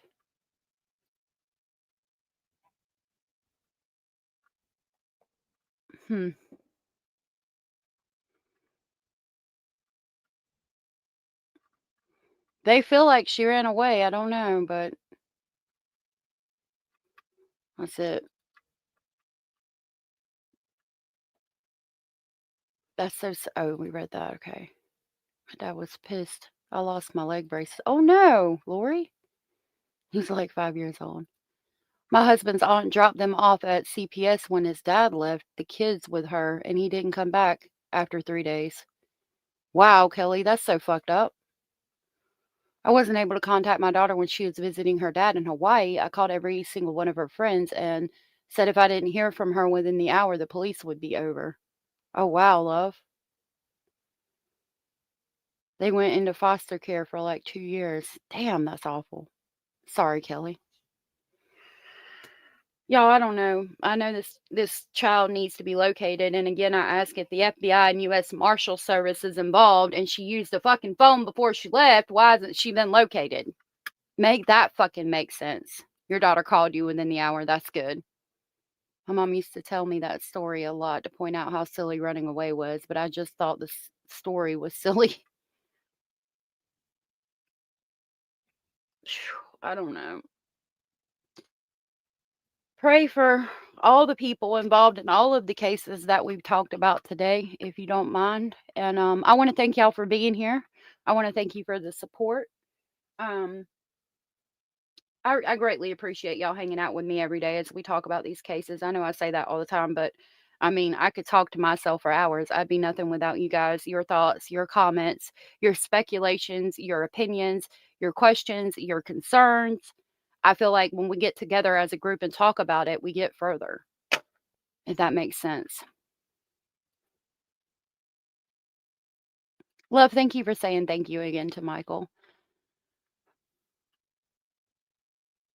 Give some self-care. Yeah, I got to go. I got to do. I've been running because we're getting down to the last 2 weeks that we're going to be here. So trying to get packed up. I still got a lot to do. I chat and I'm really enjoying. Oh, well, I'm glad you are, Kelly, and I'm glad that you're here and that you found the speculating family. Thank you for being here. Oh, Hannah, that's sweet. Yeah, I got so much to do. Brainstorming is the way to figure out if we all put our heads together, we can figure out what sounds true and what doesn't from our experiences. Exactly. Boom, boom, boom, bop, bam. That's why it's so important. You came back after you ate all the cookies. You do. You guys are amazing. I plan on being back tomorrow. One day this week. What's up here? One day this week, I've got to go down to the storage unit and try to get some more stuff out of there before we actually pack up to leave. So I should be back tomorrow. If I'm not, I will let you guys know, but I plan on being back tomorrow. I don't plan on going down there tomorrow, but if I get up in the morning and we feel like going down there, then we will. So if not, I will see y'all tomorrow. If I go down there tomorrow, then I'll be back the day after that. Thank you guys so much for the support. Thank you for being here as we talk about these cases. I don't know if Hio is going live tonight, but if she is, definitely check her out over there. I hope you guys have a great day. Yeah, thank you for being here. Yeah, thank you. Aw. All right, y'all. I'll see y'all tomorrow. If I plan on seeing y'all tomorrow. If nobody's told you, you are enough, you are important, you are special, and you are very loved. And I should be back tomorrow. Until then, stay safe. And please pray for all these families. Bye.